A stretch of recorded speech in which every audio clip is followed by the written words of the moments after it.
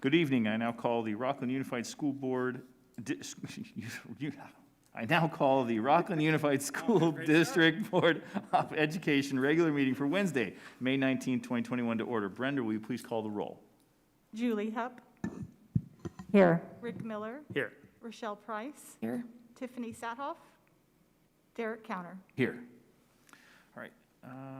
Do we have any public, let's see, do we have any public comments for closed session items? No, we do not. All right. Well, the board will now adjourn to closed session regarding the items listed on the agenda. The board will resume open session at 6:30 p.m.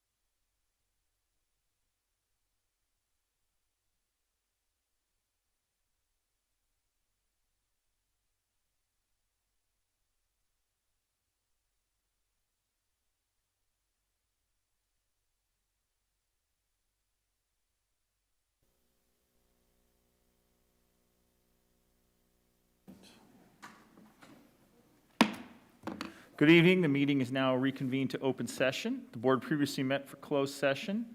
Trustee Hupp, will you please read the actions taken in closed session? In closed session, the board voted to approve Jen Stedman for the position of assistant principal at Rocklin High School. The vote was unanimous. In closed session, the board also moved to approve the terms of a settlement agreement for the Office of Administrative Hearing, OAH case numbers 2020110, 0245 and 202012051, student number 051920221-10, and authorize the superintendent to execute the agreement on behalf of the district.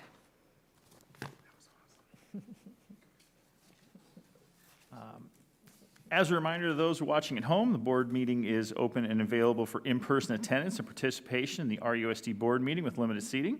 COVID-19 public health guidance will be followed. Great to see some folks here. That's excellent. The meeting is also available to the public via live stream for live public viewing. Those individuals who wish to provide verbal public comment must do so in person by attending this meeting. Those individuals who would like to provide written comment or written public comment may do so virtually through the link provided on board agenda item 2.1. Tonight we have Jordan Schneider from Rocklin High School with us as our student board representative. We also have Air Force Junior ROTC School Board Color Guard presenting the colors. Jordan, will you please introduce our color guard and lead us in the Pledge of Allegiance? The commander and U.S. flag bearer for this evening's color guard is Cadet Captain Anson Richmond. The state flag is carried by Cadet Captain Kate Todd. The right guard is Cadet Senior Master Sergeant Caleb Saliza. The left guard is Cadet Captain Jackson Snyder. The alternate tonight is Cadet First Lieutenant Elizabeth Nesnov. Ladies and gentlemen, please stand for the presentation of the colors by the Whitney High School Air Force Junior ROTC Color Guard and the Pledge of Allegiance.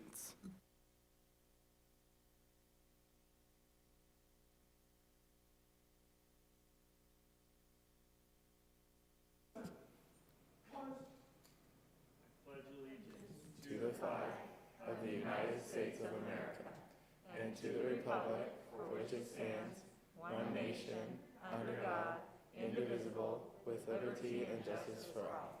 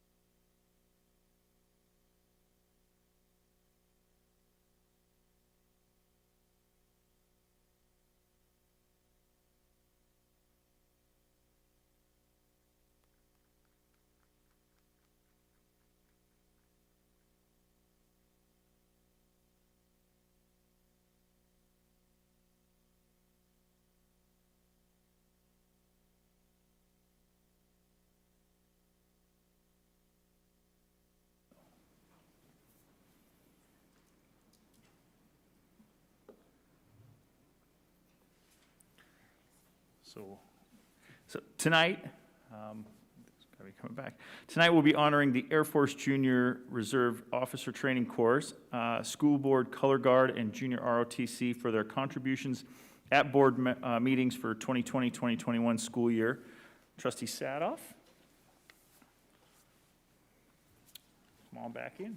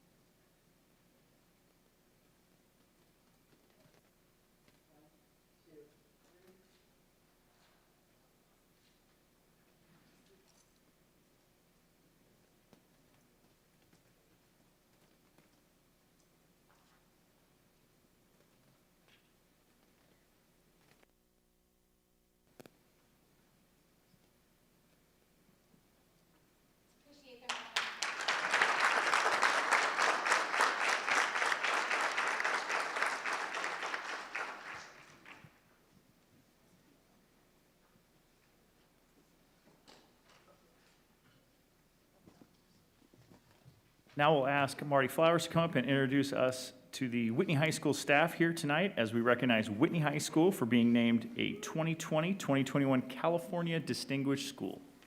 Good evening, President Counter, Trustees, Superintendent Stock. I'm honored to come before you this evening to recognize Whitney High School. The Distinguished School Program, a component of California School Recognition Program, recognizes elementary, middle, and high schools that demonstrate exemplary achievements. Eligible schools are allowed to apply once every 2 years. However, due to COVID, schools were not required to submit an application and were selected based on their performance and progress on the state indicators as indicated on the California School Dashboard. With that, I'm happy to announce that Whitney High School was selected from over 1,300 high schools as a 2021 California Distinguished School. With that, Principal Cutts is with us tonight. I'd like to ask him to join us up here.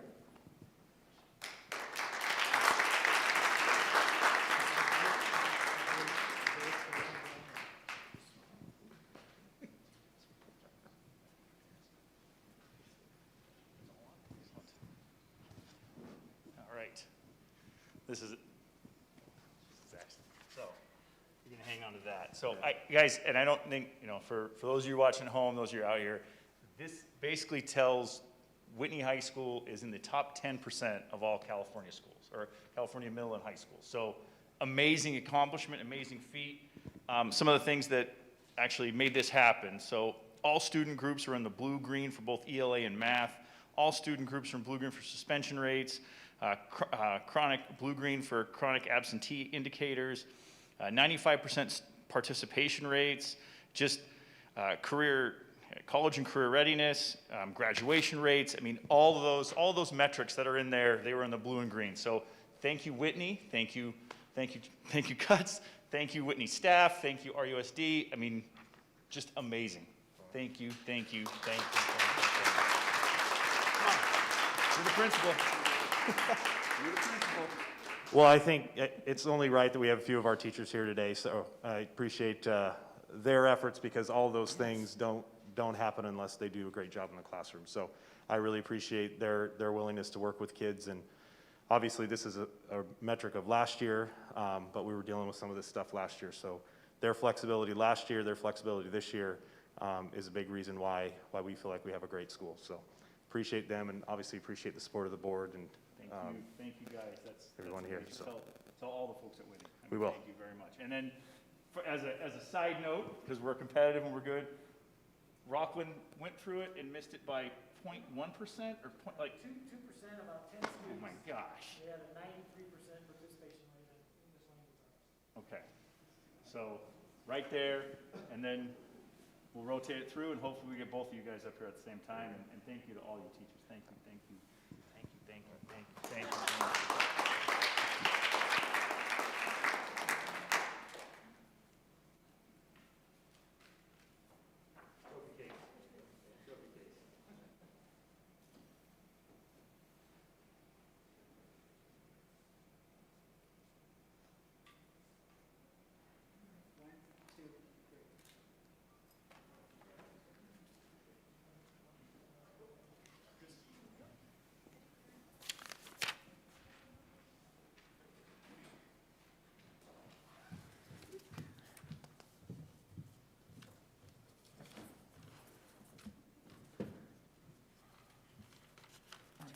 So we'll go through quick, board comments for either junior ROTC or board comments for California Distinguished Schools.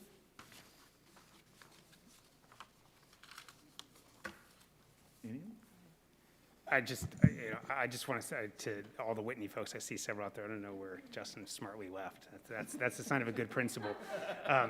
Is that I've actually had the pleasure or difficulty of actually being on panels that make those decisions, and it is a very rigorous process, and the amount of people you have to sort of compete against and the high level of expectations is extraordinary, and I just think it does, and I appreciate Justin saying it. It speaks to the teachers in the classroom every day. It speaks to Wow Week. It speaks to our social emotional connections. It speaks to the rigor that we ask for our kids and the way the warm demanders that our teachers are every day in the classroom, and just deeply appreciative. So thank you. I was going to say close to the same thing. A big congratulations to Whitney. That's awesome and great for our district to be recognized. We appreciate the work that goes into that. And also, there's something that is so neat to see those kids and the exactness that they are working on. It is really, really to be commended. That takes a lot of work. If I could get my kids to do that, it would be fantastic. So we're just really grateful for them and the work that they do to do such a great job at our meetings. And, yeah, I don't see any others, but if there are any other folks that were here to see the different presentations, I think Justin already moved on, so you're free to go. All you guys that are hanging out, you can move up a little closer if you'd like, and we'll continue on. So now, Superintendent Stock, we provide one of many, but the COVID-19 update. President Counter, trustees, I am here with another COVID update. Surprise, I know, of the current year. And so just again, to reset the context, unprecedented situation, lots of challenges with us. Guidance and orders are constantly changing, which is frustrating to all of us, and adaptability and flexibility is essential. The board has worked hard to keep students and staff and their physical safety, student learning, and social, emotional, mental health at the center of decisions throughout the year. And then just again, to mark for anybody that's not aware, that we are in stage 4 with traditional schedule with restrictions. We've been there since April 6th, and we are very, very excited to be there and look forward to trying to get as close to stage 5 traditional schedule with no restrictions next year as we come back on August 11th. Our California County tier system is still in place. We are currently in the red tier, but we are excited in Placer County to note that we had our first week in the orange tier. So if we hit that next week, we could be in the orange tier by next Tuesday. So very, very, very good news. And then again, we remind everyone that what we do in and out of school helps us keep our schools and campuses open and our kids on campus learning as well. Then our data, this is reported on our website. It has been all year. It's all there. But what we are seeing in the most current week versus the previous week is less students and staff being impacted. The numbers, whether it's symptomatic or exposure to positive cases are down, and that's good because there's just less students and staff impacted. When you look at our school report by positive cases for a 2-week comparison, you again see very low numbers on some schools with many schools with 0%. And again, we don't want any student to have COVID, but these are very, very low numbers. And then on our turn to Dr. McDonald for a little bit of an update on vaccine and face coverings. Thank you, Superintendent Stock. Good evening, President Counter, Board of Trustees. Vaccine update. At this point, Placer County has administered over 336,000 doses of vaccine. On May 13th, Placer County opened up vaccines to ages 12 plus, so students over the age of 12 are now eligible for vaccination. Another change that happened just this week is any vaccinated person is now not required to quarantine indefinitely if exposed to a positive case. So remember, previously it was a 90-day window you got, and that's been extended to indefinite after vaccination. At this time, RUD is not requiring vaccinations or proof of vaccinations for staff or students. Face covering update. CDC put out an update on the 16th of May that fully vaccinated people can resume activities without wearing a face mask or physical distancing, except where required by federal, state, local, tribal, or territorial laws. Rocklin Unified is required to follow CDPH guidance, which has not yet adopted this CDC guidance. Furthermore, the majority of students in RUSD are not yet vaccinated or eligible for vaccination, especially our elementary students.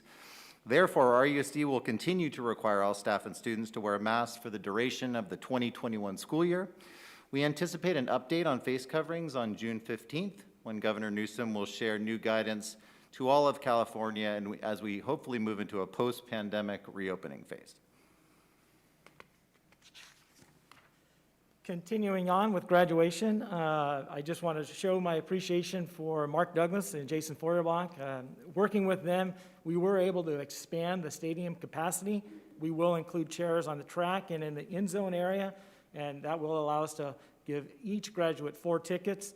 Our middle schools are working right along with them, and they're going to do a little copycat after that. One change I do want to talk about is Victory High School. If you've been with us before, typically Victory High School in Rayak, they graduate at the Rocklin Event Center. However, working with Principal Hutton, they will be doing it on their grounds there at Victory High School. They do have a small little grassy area off the back of the school, so we're working with them. Also want to thank Ryan Johnson for his work, because we will be live streaming all of these ceremonies. So we just kind of put a local update, and again, reason why I really think this slide is August 11th, all students on campus full-time, just is the way we're ending. And so we're so grateful to all of our colleagues in the district that really worked to have this spring give us the opportunity to have all students back, but it really gives confidence to our families as they make plans for childcare and for making sure how their students will get to school, and all those pieces to know with certainty the planning that their children will be back full-time, just as they ended with us. And we also know that it helps all of us working in our schools and with our schools to have hopefully a less of a transition coming into August, because we've accomplished so much this year. So we hope it helps everybody have a little bit better summer than they had last year, when it was a lot of anticipation and unknowns. And so, again, as we work through this, we just continue to acknowledge that orders and guidance will change and be revised as we have seen, and then additional actions will be modified as needed, and no plan is final. It will continue to evolve and evolve and evolve. And our next steps are to continue to implement our education program we have this year, planning to address the needs of our students this summer and next year, which we're very excited about the additional opportunities, and then we'll communicate, collaborate, negotiate, and then learn and adapt as well. So, trustees, this concludes the May 19th COVID update report. All right. Do we have any board comments? COVID update? All right. Do we have any public comments from anyone in the boardroom? All right. Do we have any written? I don't think we have any written for the COVID. Okay. Excellent. So moving now to public comment on non-agenda items. This agenda item is included to give anyone in attendance an opportunity to question or discuss non-agenda items with the board. The board is not permitted to deliberate or take action on non-agenda items, but may refer the matter to a staff member for follow-up. A complaint about a specific employee of the district shall be made to the employee's immediate supervisor or the principal as required by Administrative Regulation 1312.1. As a reminder, individuals who wish to provide verbal public comment must do so in person. And are there any public comments from the audience tonight on a non-agenda item?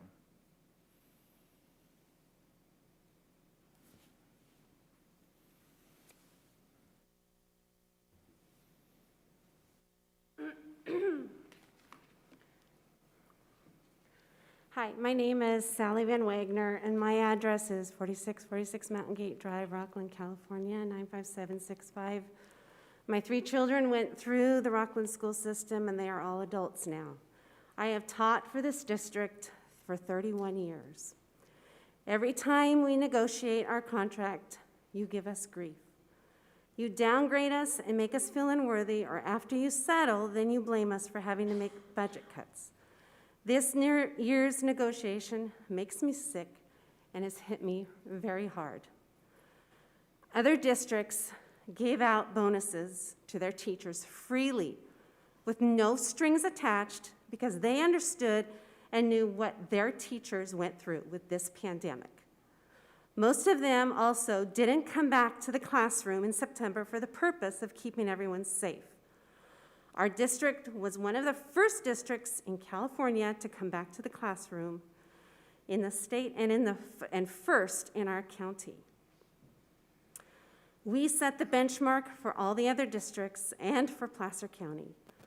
We put our health on the line and came back, put forth all the extra time to teach from school, made 4 different changes throughout the school year. We still are the only district in our county and area to be back full time. Are you going to give us a bonus and show us how appreciative you are? Of course not. You're putting restrictions and demands on whatever you give, even though the money is for us. Wow, you want to give us $2,000. So you're going to be generous and give us $2,000. But, and there's always a but with this school board and district, you won't let us negotiate our contract again until 2023 if you give us $2,000. That is a slap in the face for all that we have done for our students, the families in Rocklin, and your reputation as a board member. I know you don't care about me or any other teacher in this district. It's obvious. So don't lie to our community and tell them you do, because your actions speak louder than your words. I am asking you to please give us what we deserve for all of the time and emotional strain we have gone through this year. Appreciate what we have gone through. Don't put stipulations on it. Just give it freely like all the other school districts. Have a heart and show your honest support for teachers and staff. Please. Thank you, Sally.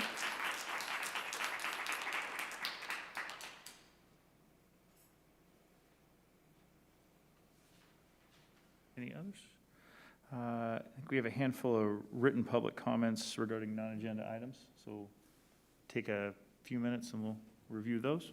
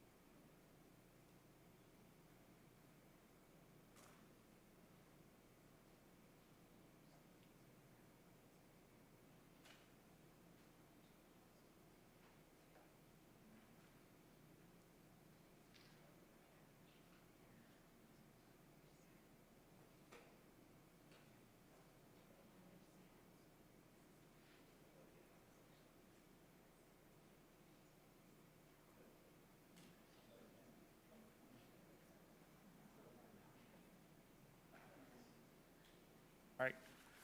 Thank you, folks. Moving on to our employee organization reports. Chuck Haddix, CSEA President, to present the CSEA report. Welcome, Chuck. Being President Counter, Board of Trustees, and Superintendent Stock, I've just got one thing that I'd bring to the board today, and that's Classified Appreciation Week.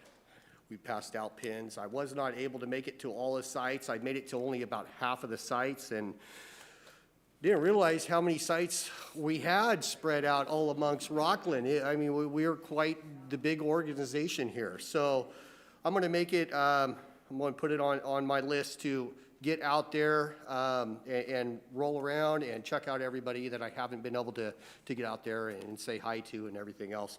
But I do want to say thank you to all the classified members that have been out there putting their boots on the ground, making all this year happen. We've only got a week to go, so we're almost there, everybody. We just got that week to go till we hit graduation, and then we're going to be in the summer cleaning. So let's just stick it out. We got this.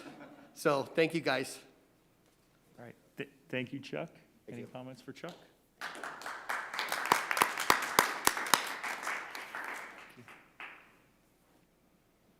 We now welcome Travis Moget, our TPA President, for the RTPA report.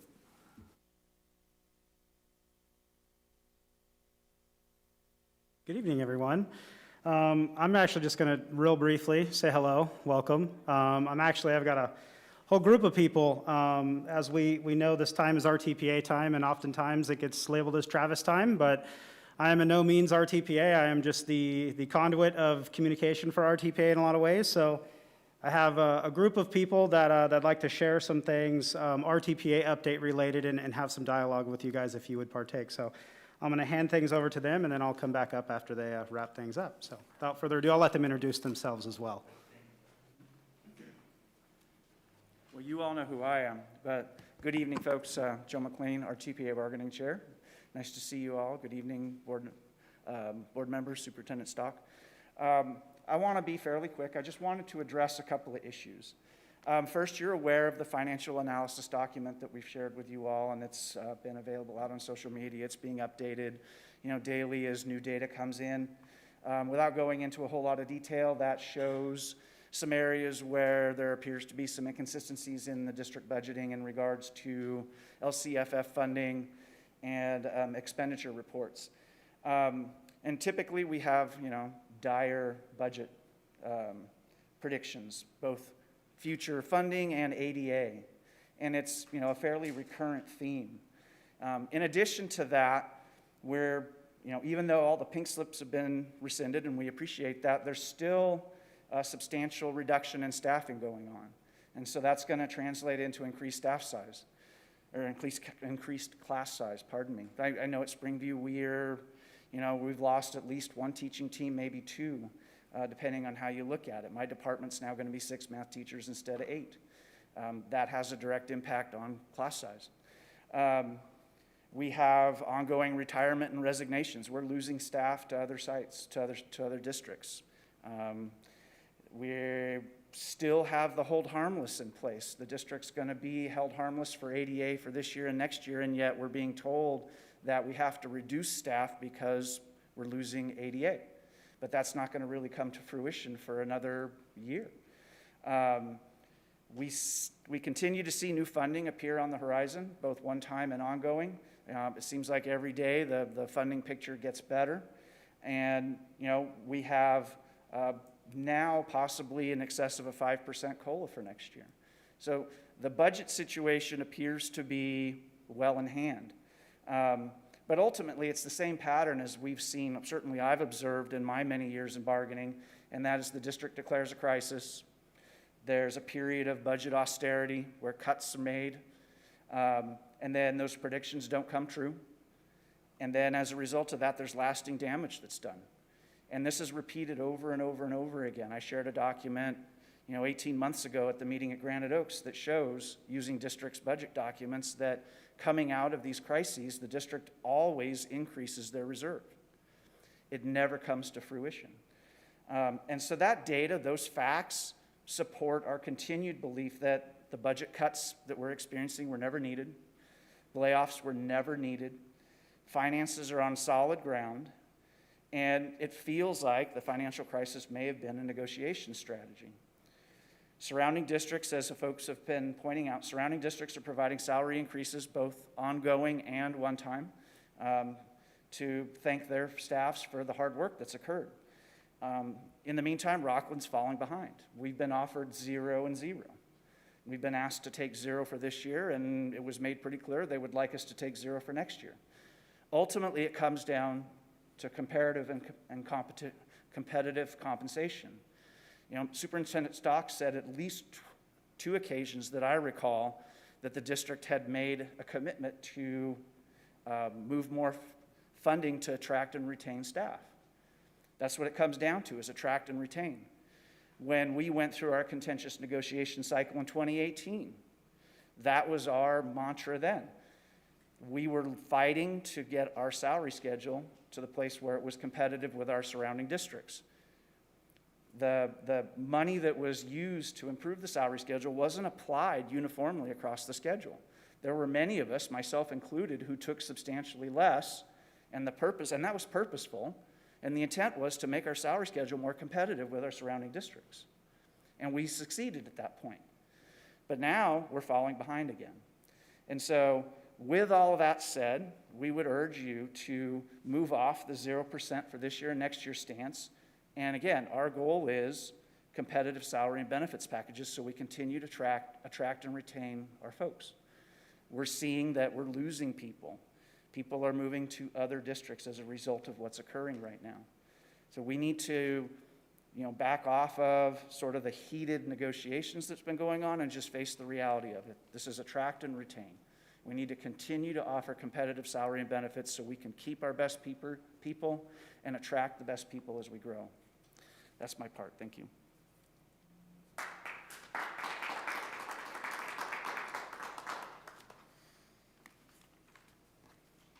Good evening. I'm not as well recognized as Joe, but I'm Jeremy Miller. I teach 4th grade at Rocklin Elementary. I've taught in this district for 15 years. I've lived here for 16, purposely moved from the Bay Area so I could be a teacher here in Rocklin. About 14 months ago, I sat in a virtual PD session given by the Elementary Teacher of the Year. Don't need to talk everything about it, but essentially teaching all the attendees how he runs his classroom to better support teachers and students during the pandemic, during quarantine scenarios. He's been doing it for years. I'm the average teacher this year, and I am doing what the Teacher of the Year did to become the Teacher of the Year. We're all doing the same thing. We all became the Teacher of the Year just 2 years ago. Unfortunately, in the public eye and the eye of the board, we've been taking it easy. We aren't willing to work with students. We aren't doing enough. 6 times in the past 2 weeks, I have been asked by Rocklin residents after telling them I'm a teacher, very proud to say it, "Are you back in the classroom yet?" When I tell them that I've been in the classroom since September 21st, they're shocked. For some reason, they have no idea that we haven't been closed all year, that we're open. All of these new positions, these learning loss positions, I'm speaking primarily on priorities, but all these learning loss or learning recovery positions, they seem great. More teachers to work with students that have fallen behind. Whatever magic these 19 positions or these 19 teachers are going to do, I would say probably invest in all the teachers to do it. Sounds like a good idea. The thought of hiring learning recovery teachers, it has an undertone of saying the teachers that we currently have aren't doing the job, even though we've been teaching in the classroom all year.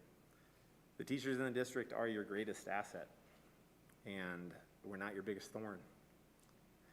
We'd love to be treated like we matter and that we are the biggest reason why our school district is as amazing as it is. These 2 administrative positions that are being proposed, they're a little bit interesting to me. Their job responsibilities are to provide leadership to the district's math improvement goals, provide leadership and coordination to support student support systems, provide leadership and coordination to schools in the critical areas of instruction, curriculum, and professional development, provide facilitation, coordination, and support teachers, site administrators, and other school personnel in curriculum, instruction, personal development or professional development, and the use of student assessment data. I'm almost positive that these responsibilities are already being done. And if they're not being done well enough, if we're recognizing that we're not actually doing that well enough, then I would say that our current leadership is failing.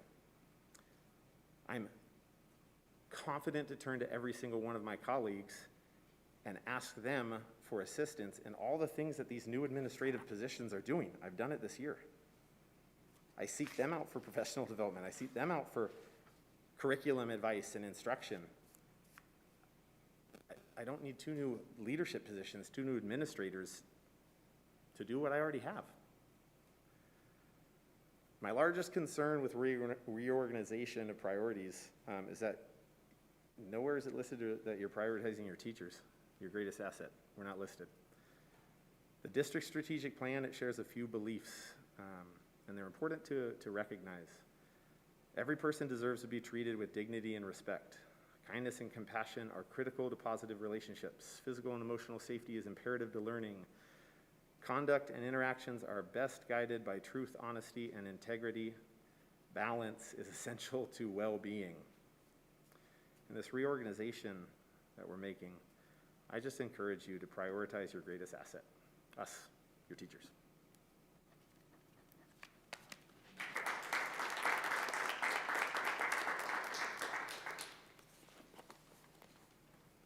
Good evening. I have too many things going on, so I'm going to try not to drop anything. I am Emily Thomas, and I teach over at Whitney High School. I think I've been there for 15 years, somewhere close to that. So good evening, board, and good evening, Superintendent Stock, and everybody else who's here for the party tonight. I want to start by sending endless gratitude to the TK and kindergarten teachers in this district.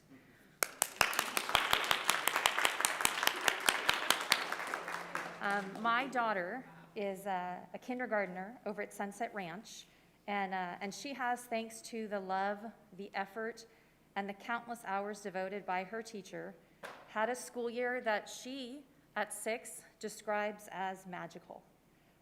And how you teachers with the littles have handled the many bumps with the grace and the optimism, the positive energy that you have is beyond my ability to comprehend, because as a high school teacher, I go straight for sarcasm.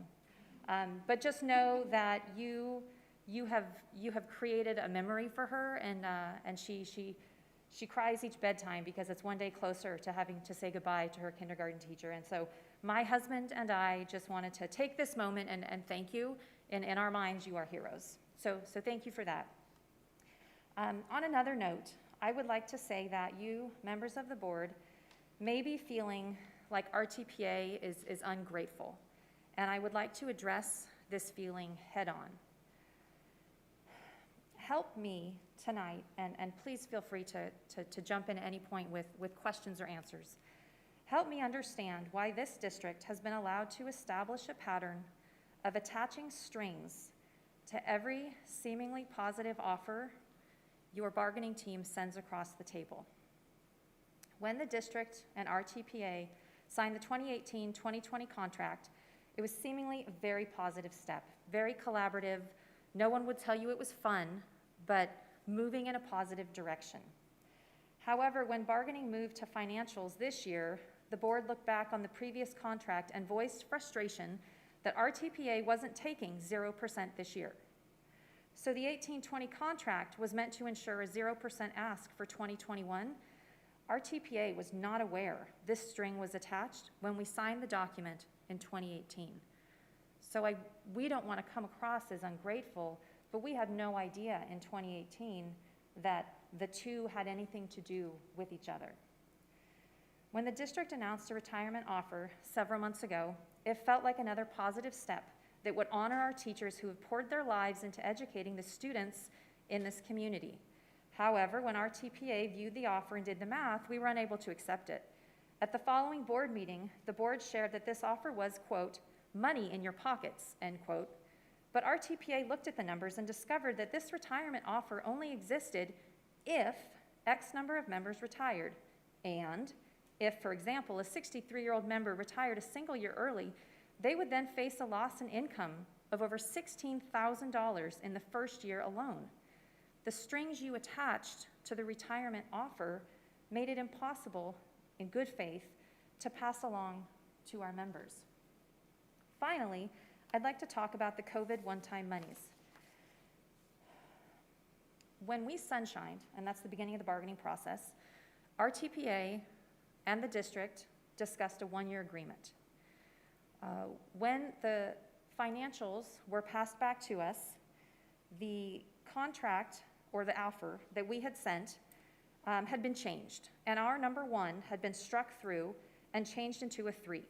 So the new agreement read, the parties agree to enter into a 3-year agreement concluding negotiations for 2021.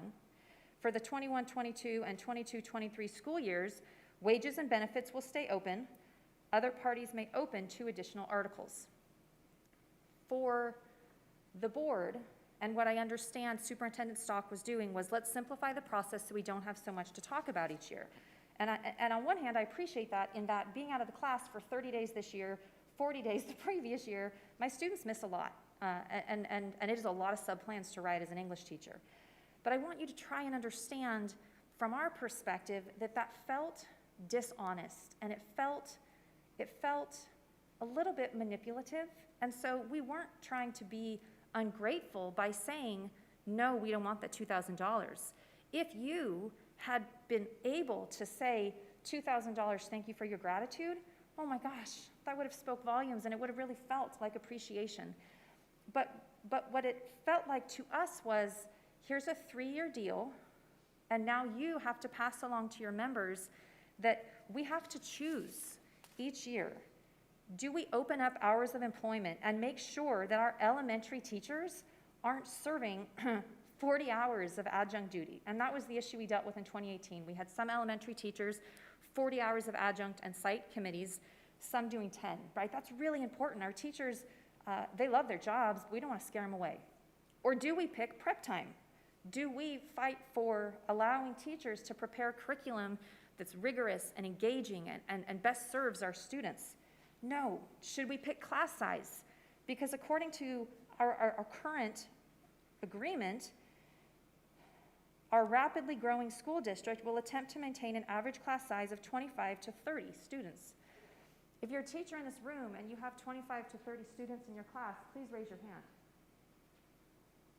Awesome. And I can't do the math. Joe can do the math. 1 out of 15. Okay, it's not good. So do we choose safety, right? Do we choose safety? Safety, I think we can all agree, matters, especially in this time of school shootings. And, you know, in 2018, we spent way too much time, talking about even high school teachers need to know CPR. Because my 16-year-old, I don't have a teenager, but if I did, my 16-year-old is no less valuable than your 5-year-old. And so we all need to know how to help in a crisis. That, from 2018, has still never come to fruition. I have still never been provided time to take the CPR pre-class and then during contract hours, practice on the mannequin, right, and get certified. So, oh my gosh, how do we not discuss safety when that's so important? I cannot be responsible for one of your children choking and not knowing how to address that crisis. I would never forgive myself. You would never forgive me. Or do we talk about special education? We've had over 30 lawsuits, tens of millions of dollars in this district due to special education concerns. And so please understand that when you pass us a counteroffer that says 3 years, we'll talk money and benefits, I appreciate that. But we're teachers, we're not in it for just the money. That's terrifying to me that our leadership thinks it's a good idea to close the contract and limit those discussion points that directly impact your children, my children, our children. So again, it just comes back to the strings attached to that one-time money make it impossible for us to pass along to our members. I cannot tell my elementary counterparts that we're not going to take care of your adjunct hours, you know, and I cannot tell my special education teachers that we are not going to protect them from caseload limits. And so please, you know, I'm here tonight just to implore you to ask me questions, to ask us questions. We're here in the spirit of collaboration, and I just think that I see where you're coming from, and I understand that a lack of gratitude is what you might be feeling from us. And so I really wanted to take time and just try and show you the other side of it, is that I can appreciate where you're coming from, but that there is another point of view that I wanted to try and share with you so you could see that a lack of gratitude is not at all where we're coming from. When my daughter, saw me out the door tonight and was crying and said, why are you leaving if you don't have to go? And I said, because if you become a teacher, baby, I don't want you to have to leave on Wednesday night when your 4-year-old and 6-year-old are crying and go talk at a board meeting. Like, I want this to be done if you decide to be a Rocklin Unified School teacher. And I will not share what my husband then said in the background, but like, that's the point, is I want this to be productive and I want this to move forward, and I want our seniors who are here to be like, wow, look at the grown-ups collaborate and problem solve, and to walk away feeling like these are functioning adults, right? Because we all have advanced degrees, we can do better. And so I guess that's all I have to say. Thank you so much for your time. Thank you for listening. And I'll be here all night if you have questions.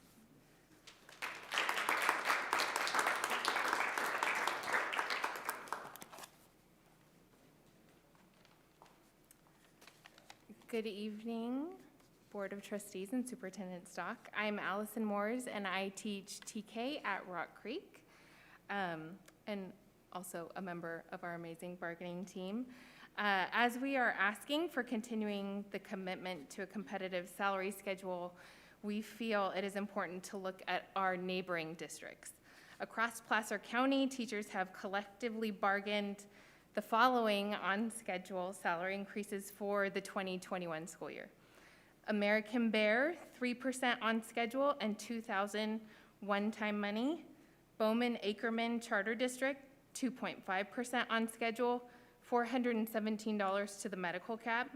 Dry Creek, 2.75 on schedule, $2,000 one-time money. Forest Hill, 2% on schedule, $2,500 one-time off-schedule bonus. Newcastle, 2.5% on schedule. Placer Hills, 3% on schedule, $2,000 one-time money. Placer County Office of Education, 3% on schedule. Roseville Joint High School District, 1% and $2,000 one-time money. Western Placer, $2,500, ongoing to every cell on their salary schedule. I hope you take these numbers into consideration as you make your financial decisions. I think we can do a lot better than what we have seen. Thank you very much.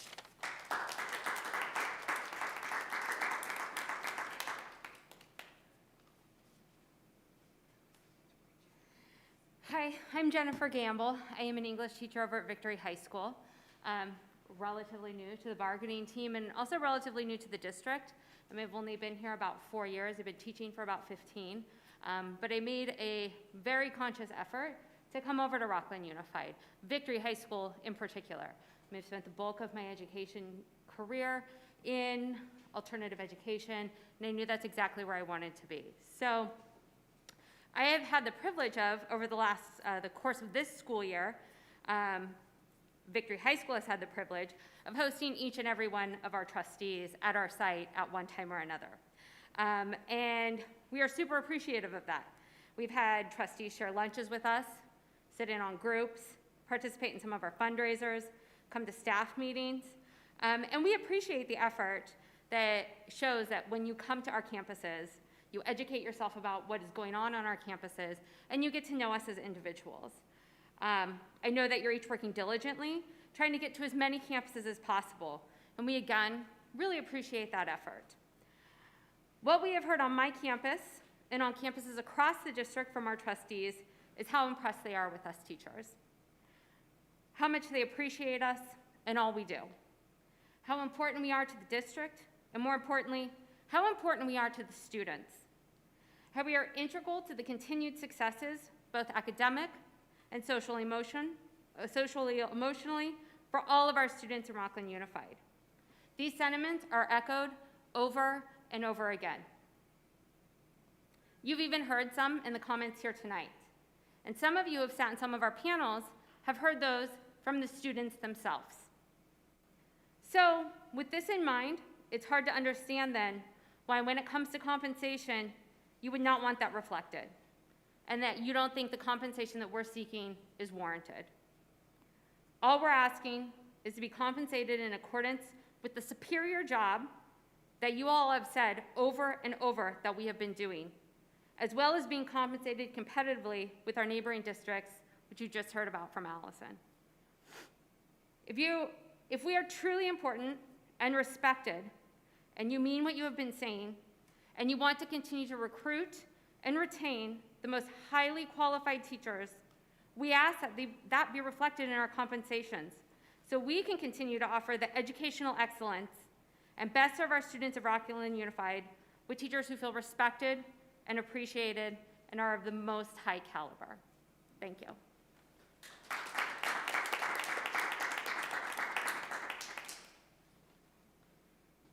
Good evening, Board, Superintendent Stock.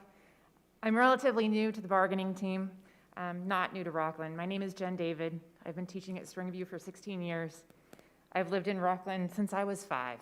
In 1987, my family moved here from Sacramento. I want to speak tonight about our Labor Management Committee as a relatively new member in RTPA as a site rep. Sorry, a new site rep, not new to RTPA. I got the opportunity to sit in on the Labor Management Committee, and we met 5 times last year in person during the 2019-2020 school year, prior to everything shutting down in March 2020. The goal, for those of you unaware of the Labor Management Committee, was to repair and restore the damaged relationships between the district and its teachers. We were working to construct a new way forward with open communication, dialogue, and interest-based problem solving. We wanted transparent communication, and so members on the committee included both site and district admin, 2 board members, one of whom is still on the board, secondary, elementary, special ed teachers. It ran the entire spectrum. And though it was difficult and sometimes awkward, the conversations we had were important, and we were taking small steps forward in repairing relationships. We knew it was worth it in the long run, so we were committed to the time and the energy to the cause. We met one time digitally in May of last year, and that was the last time that our committee has met. We were told by the district that the committee is not worth the time because it didn't get them what they wanted or change anything. In this difficult time, we are both guilty of falling back into old habits. However, RTPA wishes to reestablish and rebuild this connection with the Labor Management Committee.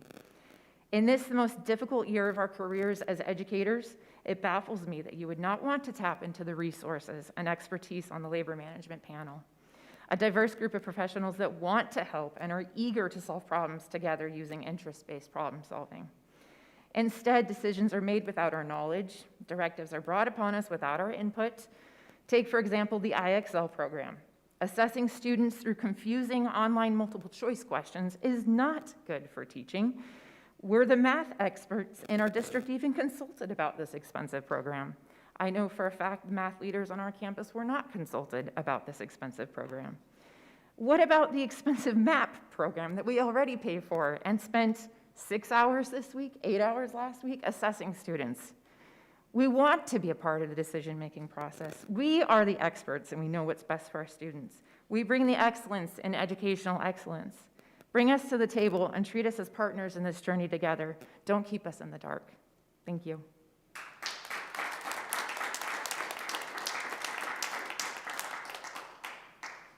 Good evening. For those of you that I haven't met, my name is Jalen Gregory. I am a speech pathologist in Rocklin, and much like my good friend Jen David, I have lived here since I was 2. I am part of this community. When I interviewed in 2014, the last question was, why Rocklin? My answer was easy. I had an excellent education, and I want to give back. Many of my classmates were impressed. Wow, Rocklin, that's amazing. I'm gonna be honest with you, that's not the response that I get now. I get wide eyes and, okay. This is important. When you talk about the community that you represent, it's everyone, and it's a lot of my colleagues. I'm here from special ed, and those kids count too. Those families count too. And it's all important. It's all part of this community. we're losing people. I was blessed with one of the most amazing psychologists this year. And she just told me that she's taking a pay cut for a better quality of life. That was her response. I have had many school psychologists in my career in Rocklin, which is a whole different conversation. But we're losing people. And when I talk to some of my other colleagues, their response is, well, special ed is a problem everywhere. I'm not worried about everywhere. I'm worried about Rocklin because I work for Rocklin and this is my community. So when I hear everywhere, I apologize, I shut down a little bit because again, I'm not worried about everywhere. When we communicate, we have two options. We listen to understand or we listen to respond. And I think maybe we need to think about what we're doing in some of these communications.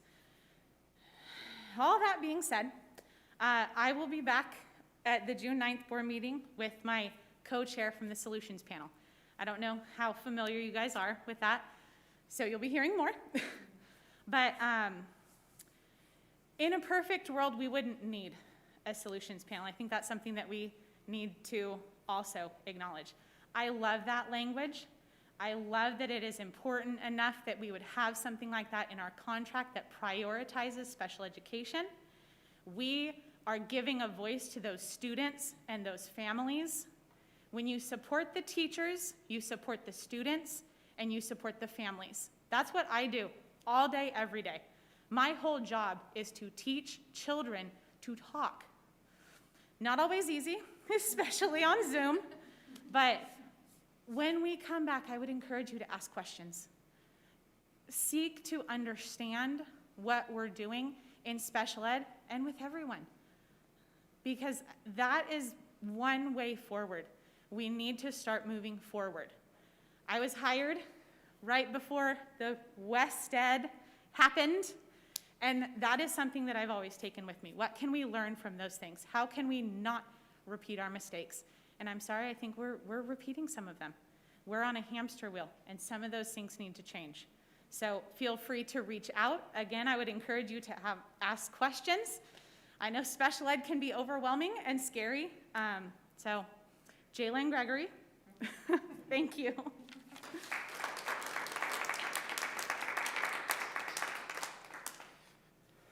Okay, before I move on to some additional points, I want to acknowledge, a few of my colleagues spoke about this concern of, was there enough appreciation shown? Was there not enough appreciation shown in prior experiences and exchanges, negotiations, and X, Y, and Z? So I'd be remiss as we talk about that to not acknowledge the appreciation that we have for you board members, because it was only a few weeks ago when I stood up here and I asked, and Tiffany, you and I had a moment I felt like where we talked about, let's walk together, right? Let's go out there, let's find out what's going on. And I have heard from every campus that they've either spoken with or are scheduled to speak with some, if not more than one of you guys. And I want to acknowledge how much we appreciate that. Those of you that are out there meeting with individuals, with grade levels, with PLCs, with campuses, it means a lot. It's that voice and that conduit of actions and words finally kind of coming together, which we talked about last week our last meeting when I was up here. So genuinely, from the bottom of my heart, on behalf of RTPA, really want to say a thank you for that.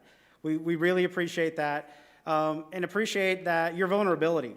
Those of you guys that are out there being totally open to share with teachers like, oh my gosh, I had no idea that's how that worked, or that's how that process was put in place, or that's how those decisions were made.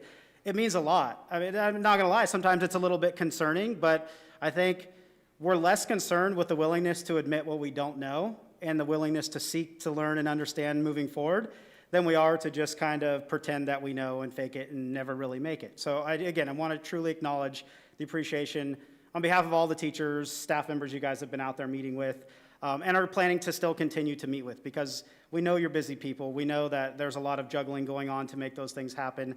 And it means a lot, and it goes a long way, even when it is just a quick conversation, which sometimes they feel, rushed in those things, but it does resonate with people. Another piece I want to touch on is the group of people standing behind me. Okay, if you didn't make the connection, they represent the bargaining team as well as other areas. but more importantly, they represent the diversity of staff members, job descriptions, and responsibilities across this district. High school teachers, elementary teachers, specialists, right? People that are doing intervention things outside of or on top of, people that are coaches or have been coaches, alt ed, right? I mean, we could not tell you how excited we were to have Jen join the team to represent and be a voice for alt ed, which is an area where we knowingly know we need to make some growth in and representation. But most importantly, they represent the passion and desire to do right and do excellence by every student that walks through their classroom door or onto their campuses. And that needs to not fall on deaf ears, and that needs to be admired in a way that I don't know that we'll ever have enough words to put in it. But these people, they do all this work here tonight and all the other things, the 30-plus days, the 40-plus, that's all after they're done doing their day job, right? This is not our job. Our job is to be in classrooms with your kids, with the community members' kids, doing what we love, because that's where our passion is. So to do that, and then to take the time away from their families, much like you board members do, you're here on these Wednesday nights, you're out on campuses, there's a compromise, but understand that comes from a place of wanting to do better by everybody and wanting to do better together. And I hope that's not lost, because I know there are elements of conversations when we have these exchanges and we get to this point in negotiations or just in relationship where it gets a little bit of like, well, you disrespected me and I don't feel like respecting you, right? There's a little bit of that human nature where it just, you punch me and the natural reaction for Travis is to want to punch you back, right? Most of you are better people than I am, and that's probably not your reaction, but if we're being honest, right, there's a little bit of that give and take, and we need to be better than that. Emily referenced the example, and Derek, you and I had a great conversation on the phone today about the example we can leave for students like Jordan or any students that walk on our campus.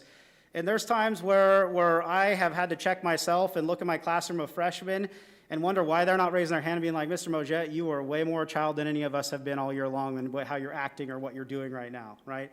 And that's totally an example that would obviously never happen in my classroom.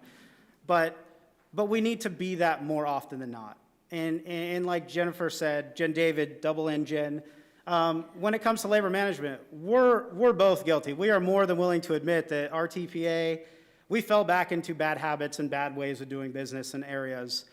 We're hoping that we can both acknowledge that and move forward. I have asked numerous meetings to reestablish some sort of labor management. I have not seen any scheduling or anything show up yet. So really, I mean, we can put a date on the calendar right now if you want me to. My schedule's a lot more open than a lot of people, so I don't want to overly commit that. But if you board members, I mean, obviously we have to decide who the two lucky ones are going to be. If you want to work with myself and Dr. Limoges, we'd be glad to calendar some dates or give some options. And again, I know that there's a lot of time crunches and a lot of big boxes to be checked between now and the next 10 school days, but I think it's worth it. If nothing else, and I would hate for it to be virtual, but if that's what it takes, that's what it takes to get the conversation at least reignited so we can roll right into the fall. And maybe that's what the meeting is let's schedule out next year in a meeting this year and just establish the who's who in the conversation. But we're committed to that. Our CTA staff that helps oversee that panel with us, she's committed to that along with us as well. So all we need is an opportunity to have that conversation, whether it's just calendaring or it's maybe having an actual conversation. But again, I want to just continue to extend that offer. And then lastly, because I know that came at you guys fire hose style, and you're probably up there taking notes, and we encourage and hope that you guys will have some dialogue with us. I want to extend an offer, and I have had an opportunity to do this directly with some of you guys since I've spoken to some of you in the last week or so. But really would implore you guys to try to find a way to just come and observe a bargaining session.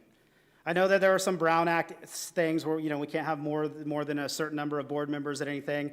But we can have board members, obviously in an observation, just kind of a fly on the wall. But I think it would help open the eyes of just what's the process, as well as what's the perspective on either side of the table. I'm sure there's perspectives on both sides that the other side is not aware of, or just unknowingly doesn't acknowledge. So I want to extend an invitation. If you want to come sit with us, just sit in the room, whatever it is. But would love to have anyone or any two of you there.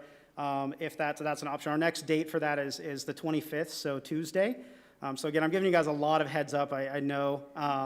But even if it's just for a part of that segment, just I think it would be a good opportunity. One thing that Derek and I discussed a lot today was just trying to come with a common understanding of process, right? There's the trial by fire world that you live in when you become a school board member and you get voted in, and then the next month you're up here making big decisions, and you're forgetting to raise your white flag of like, by the way, this isn't my day job either, and and the training at best is very rapid and quick. And same thing for us. There's a lot of we heard from Joe. It was probably our most veteran bargaining team member. But even still, he's learning something new in the process, whether it's the relational process or the actual bargaining process, every time we meet. So I think that's a valuable lesson. And again, it will bring perspective, I think, for both sides, just to kind of what's happening and how it's happening. So I'm going to leave things off there. I think I was going to speak a little bit more on relationship, but I think that message was sent pretty clearly.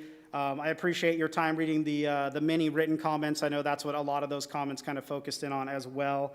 But again, we want to open things up, and I'm going to step back, not because I don't want to talk to you, but just if there's anybody individual that you guys would like to engage with, would really encourage that dialogue and welcome that. So thank you. I don't want to speak to necessarily an individual, but I do want to say, first of all, thank you for saying thanks.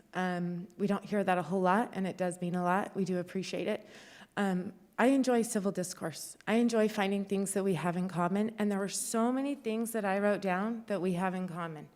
That our teachers are our biggest asset. We know that. That our teachers, we want to attract and retain. We want to be competitive, absolutely. That we want to have a labor management committee. We do. That we want to work on that. There were several that we respect and appreciate you. I can take that. I agree with you. That is a common goal. You don't care about me or any other teacher. It's not true. And it actually is really, really hurtful. So thank you for being honest and having civil discourse. We have Jordan here. We have so many youth watching us. And so I appreciate the example. There are a lot of things that we have in common. And so I know we've got some questions coming up, but I did just want to address that. And also for our public watching, I don't know exactly how to articulate this. Tony, I'm sure it'd be better, but we should explain that the board is not involved in negotiations. We cannot negotiate over the table or publicly so that our public does understand that. So maybe if you do step up later, you could address that so that our public understands exactly how it works, I think would be really helpful. So thank you for what you guys shared. I appreciate it. Yeah, like Rochelle, I have a lot of notes, and I appreciate every single one of you that came forward. I know from a teacher's perspective, that's not easy. I know coming and speaking at a board meeting is really hard, and it takes a lot to get teachers to do that.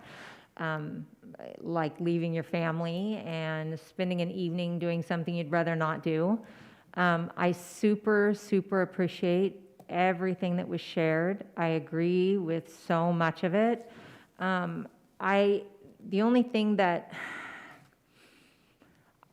I don't know, I want to say I wish, is that we could have more sit at a table and really talk things through and listen to both sides. And when I say I wish, I want to be on the committee, the labor management committee. So I want to be at that table. I want to hear all the perspectives. And I 100% agree that communication needs to be much more open, and not just at board meetings, but that's why we try to come out to campuses. We want very much to have that communication, to understand your perspectives, not just to see you teach, because that is spectacular, and we are always incredibly impressed. But I hope that when we come out and we are open to conversation, I hope that you feel that, and that we really do want to hear your perspectives. We really do want to know where you are and where you're coming from and what's happening. And I super appreciate it was shared tonight that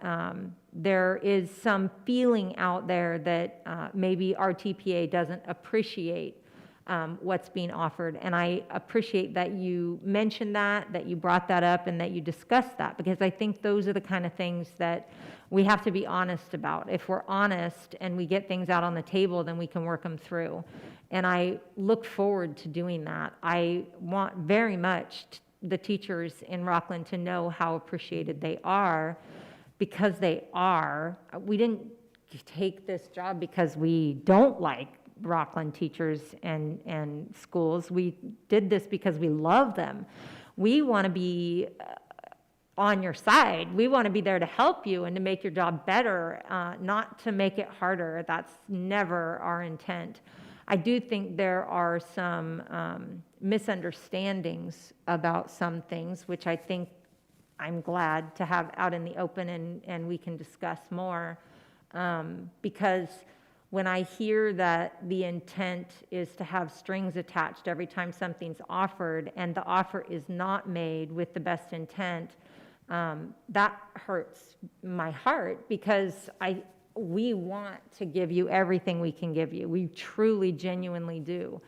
So I think moving forward, we definitely want to have open conversations about that, and better understanding about that, because whether the misunderstanding is on one side of the table or the other side of the table, I think we do need to have that clear. We need to all understand where we're coming from and what it means and how it's being received.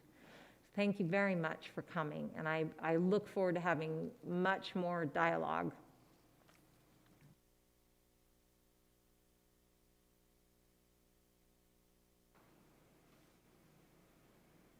I do want to take a second to say thank you for taking the time to come out. I know you have families just like we do. You have other things that you could be doing on a Wednesday evening, and it does mean a lot that you would come before the board and say, hey, we want to have an open, honest conversation, and this is what we're seeing, this is what we're feeling, this is what we're hearing. And I do want you to know I did take actually a couple pages of notes, because I think it is important that we don't just listen, but that we actually listen, understand, ask questions where needed, and then actually follow up on that. I know a lot of you don't know me. I'm new to a lot of you, although I've been in Rocklin a majority of my life. I look forward to the opportunity to get to know you more, and I do know that how we get to know people is by the actions they take, not just the words they say. So I do thank you for sharing what you shared, so I can follow up with actions to show that I'm here, I'm staying, I'm not going anywhere, and I want this relationship to be as great as it can.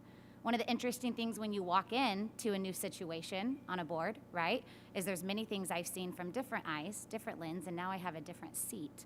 And that allows me the opportunity to see things in a few different ways. But there are still many ways that I haven't experienced it, and I'm open to. I'm open to talking more. But I do want to just take a second to say thank you, because I think something like this, I want to respond to so many things, but I want to actually listen and hear and understand and make sure I value everything that was said. I am hoping for a little bit of clarity on a couple. If that's allowed, feel free. Newbie here, stop me if I overstep in any way. But I also think it's important that I just get a little clarity on a couple items while we're all here, because I'm sure there's many others out there listening that might have the same questions that I actually, when I write a question or I hear something 1, 2, 3, 4, 5 times, or I read it multiple times, that shows whether something's happening or even there's a misperception, we need to talk about it. So one thing, Labor Management Committee, how do we move forward with that? Who could give direction on exactly how that happens, how we elect? Because I'd go round and round with Julie over there, but I also know Julie probably has a lot more to bring to the table than me, but I got a whole lot of heart. So how do we make at least something happen? Because it has been mentioned twice. I'm happy to share, and also I think exactly is said as it was a very valuable process, and I appreciate the willingness to meet in the next 10, 12 days. And I really think that what we will do is we will get the folks on the District Labor Management Committee. We'll work to get dates, ask Tony to work with Travis to set a date that we can renew the conversation and reintroduce new members to the group, because obviously we'll have a couple. And so that is, I mean, I'm very looking forward to renewing the conversation this year and not letting this year expire. I know the board is as well, and my understanding is that even, I know I talked with Trustee Miller about we had earlier brought up the idea of bringing even a third party to help us work all on the relationships, because that may be a way to help us, kind of really, look at how we can really move beyond just the issues, but the relationships, because the reality is, as you heard many people say how long they've been here, I'm proud to say I've been here 8 years. And so that's, a good next step. So I think we're absolutely committed to wanting to get something in the next 10, 12 days. Happy to do it in person. I think that's since we're all back at school. And then looking at, where we get something early on for next year in a regular pattern. So to me, that's exciting and looking forward to moving that together. So we'll work to get those dates and then figure something out in the next, hopefully, 24 to 48 hours. And can I ask, like, while we're on this topic, you probably don't need the microphone, and because I feel like this brings up, so like Superintendent Stock and board members, I hear you're excited for labor management to be alive, but then there's that miscommunication of at the bargaining table, we were directly told the district has no interest in continuing that committee. So I think that if you guys are ever, and I know there's rules, right, about how many can be with us. Oh, sorry, hurt my back. But, so like that's a whole 2 weeks spent going, oh, the district doesn't want to work with us. They want to dictate to us. And now I'm hearing it and I'm like, oh my gosh, thank goodness that wasn't a board directive. That was just maybe said in the heat of the moment. So just to kind of, like if we could ever get even one of you to sit on there, it might help all of us to take that time of that space between stimulus and reaction. We have the choice, right, to kind of choose how we react. And that just could have helped so much of like, oh, right, we are actually on the same page. We share that interest. So I didn't need to lose sleep about, okay, if they don't want to work with us, what in the world do we do? How do we solve this problem? So I just wanted to share that. Yeah, and I think that's a great reason for having a labor management committee is to have the clarification, have an ongoing structure process that we can all do that. And I think that's a great interest and example of why a labor management committee is good to exist. And I think that's also the process of, we want to have that communication. And I will just say I have full confidence in both negotiations teams to do good work. I think from the district team, we're very pleased with the folks on there and their work. The RTPA team, I think the examples of that would be the extensive work, 30, 40 days I heard, of negotiations to make school work in a COVID environment. And so I have full confidence in both the negotiation teams to do well, and I think that's an opportunity for teams to clarify when they hear information like that, to seek clarification right there in the bargaining table, because it's great. It's hard for us to sit up here and then want to make judgments on things said in another context. So, but I think the Labor Management Committee provides an ongoing structure, and I think the hope would be that we have meetings scheduled for the year, not going. I think I'll be honest, one of my frustrations was it seemed like we spent a lot of time scheduling the next meeting. So having a standing process, I think, would be really great, that we could all not have a lot of time expire between when we get together again. And I think that would be really helpful. Great. Thank you, Superintendent Stock. I also did see multiple comments and heard multiple comments about strings attached. And I know, Julie, you approached that. I was confused by that. And so I think it's good that we have a little dialogue if we're able to. I don't know those, so feel free to cut me off when I can't. But I do think it's important because I think it's important to look at initial offer versus counter offer. I think those are two very different situations. And to my understanding, Tony, could you speak to actually the initial offer that the board approved to give to RTPA? Yeah, the original offer, which was dated 5/3 in regards to the settlement piece, was and I can just read it to you because it was a really short offer. The Rocklin Unified School District values its certificated staff and the efforts they have made to educate our students during difficult times. The district proposes to make a one-time payment to current RTPA bargaining unit members in recognition of the hard work, dedication, and resilience of employees during the COVID-19 pandemic. District proposes a one-time payment of $2,000 to current bargaining unit members prorated for part-time FTE and prorated for those working less than a complete school year.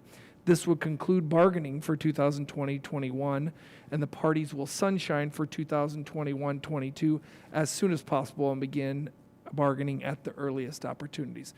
So that was the initial offer, and so the counter offer, and I can't read because what we received is about 3 pages back with really kind of the wages was across the board by 6% ongoing and a $2,500 one-time. And then there was also some pieces in there about wanting additional health, welfare, and retirement benefits. And then they had kind of some pieces of articles that they wanted to continue to settle, articles the MOUs to renew, and some have been communicated. And then there was articles that were to remain status quo. So the district at that point, because it was in a different format, countered back. And really, I think that the nexus of it that's easier to explain is we countered back with the $2,000 one-time stipend.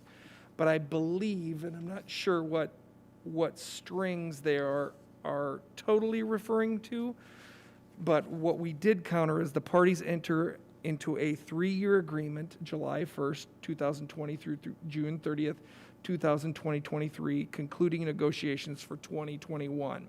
For the 21-22 and 22-23 school years, Article 17 will be open up wages, and Article 60 health, welfare, retirement benefits shall be open, and each party may be open to additional articles. Now, for people that live in the real world about negotiations, there's really two types of negotiations. There's what's called a successor agreement and a reopener.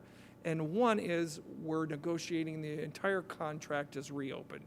So for our last 2 negotiating sessions, which I've only been here for 3 years, we negotiated the entire contract.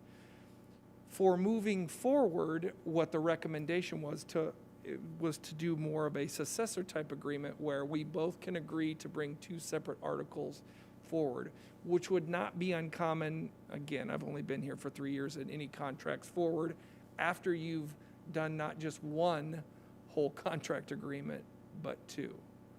And then when we submitted that, we did receive a counter, and I'm not going to reread that because that's basically the initial counter back, requesting for $2,500 and 6% ongoing. But I echo our teachers in the back frustration. I think what started simple, which was $2,000, and let's end negotiations and start it up, would be, I think that was the initial intent going into it. Okay, and let me clarify. My question in asking is because I'm trying to understand Correct. the strings attached statement. Because from my perspective, the initial intent was not strings attached. It was to close out as though everybody else received a similar offer. Is that correct statement to say? Yeah, that was the original offer we submitted, was which I read to you in its entirety in the beginning. Okay. Do you mind if I give the answer? Okay, thank you. I'm asking you, Tiffany. Oh, sorry.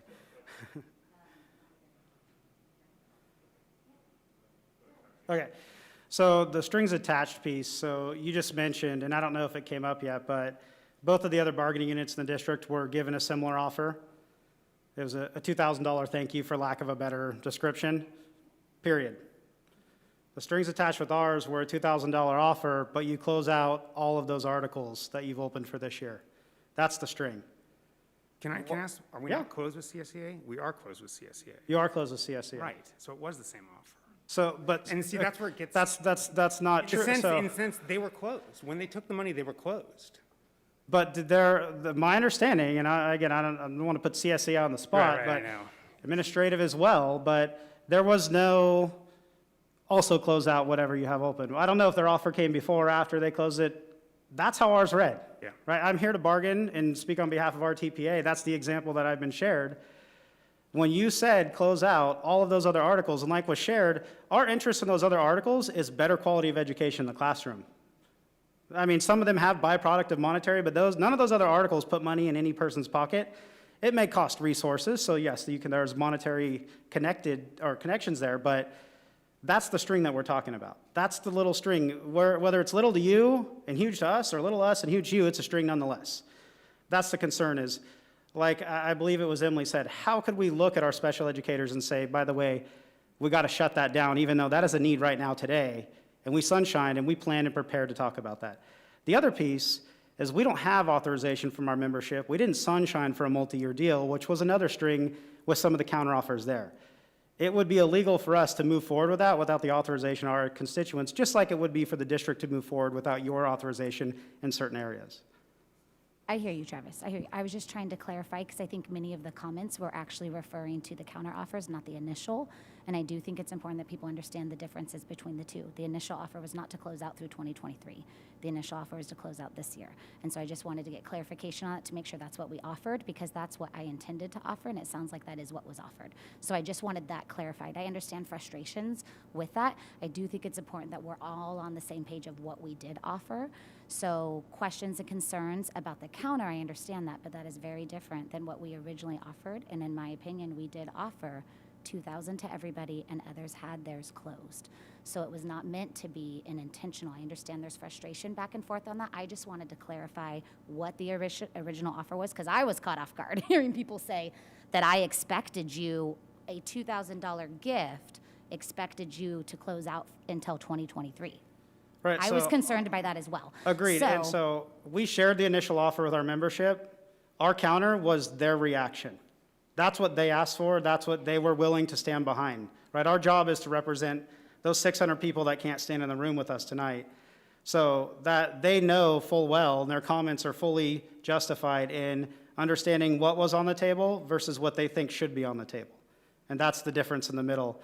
The constant frustration is, we're here, you're there, we move, you stay there, we move, we're not here to bargain against ourselves. That is not what bargaining is. Collective bargaining is collective, right? It's collaborative. I'm sorry, go ahead. No, you're fine. I'm Hi, on it. friend. Creeping Hi, over yeah. the shoulder. And I just wanted to clarify, because we keep referring to the public at home. So when CSEA and RAPA closed, accepted their $2,000, then am I right in assuming they said, okay, 0% on schedule, no matter what RTPA does? Because that would have been our sign-off of, if we accept $2,000, we accept 0% on schedule. And so I want to clarify that that's what CSEA signed. We'll take the $2,000 and we'll take 0% no matter what for this year. And that RAPA said $2,000, 0% on schedule no matter what. Because my perception is that they signed off on $2,000, but if we get 1% on schedule, they also get it. And so I just want to clarify that That's might right. be a And difference. so both are right, which is that they did say 0 on, but they also did have a Me Too that said if you get different, that's absolutely Okay, accurate, that thank they you would for get as well, clarifying. for sure.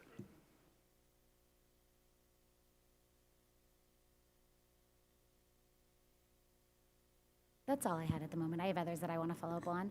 Again, my intent and heart was just to clarify so I understand some of the comments coming, because I was shocked to hear some of them, I will be honest. And so I wanted clarification, not only for myself, but for everybody else. So thank you.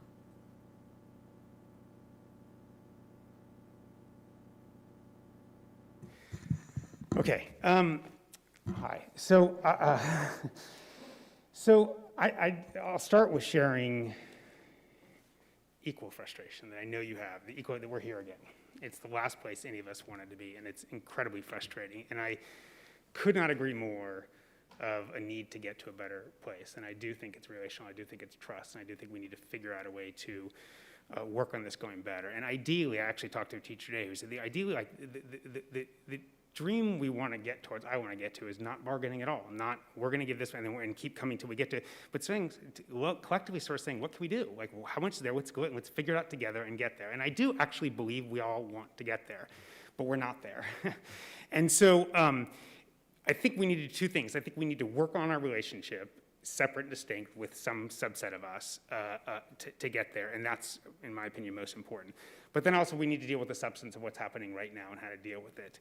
And so, you know, you asked me to respond, I'm gonna respond from my perspective of when I read your deck and what I saw and what concerned me in back. And so there are things that, the biggest concern I have is the conflation of ongoing and one-time dollars. And it just doesn't mention it here. It just talks about all this money that's available. And it doesn't work that way for me. And I appreciate you represent your members, I represent the board and our fiscal responsibility, and I just don't have that luxury to say it's not the same. And so if I give money this year, one time, next year I'm in deep, deep trouble. And I'm gonna have to figure that out.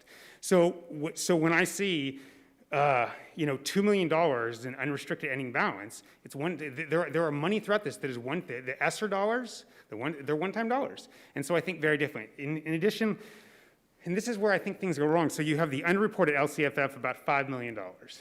And I can have Barbara speak to this, but as I understand it, because I had some time with Saks in my CD days, those dollars are actually dollars that must be passed on by law to charters.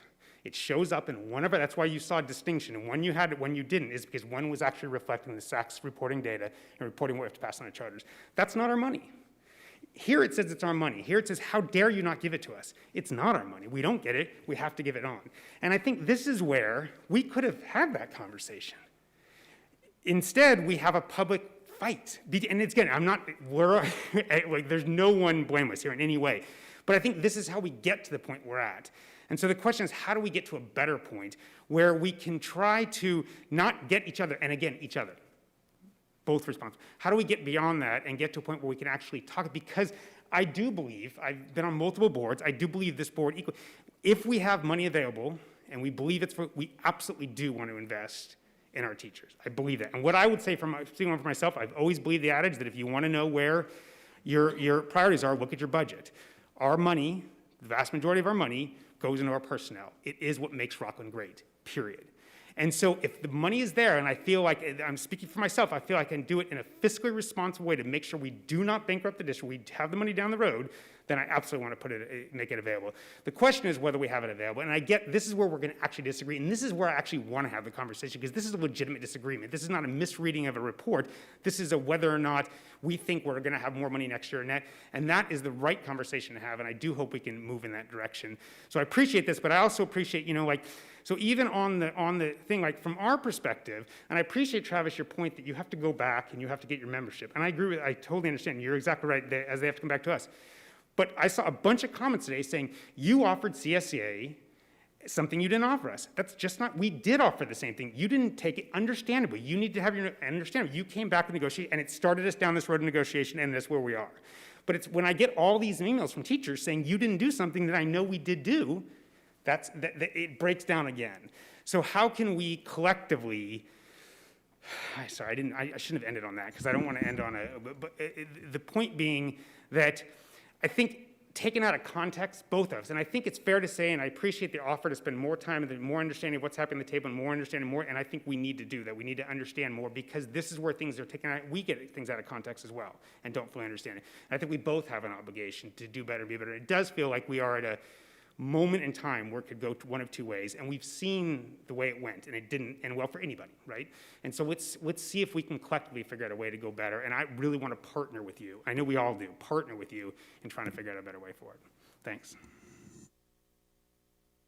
So again, thank you all for coming.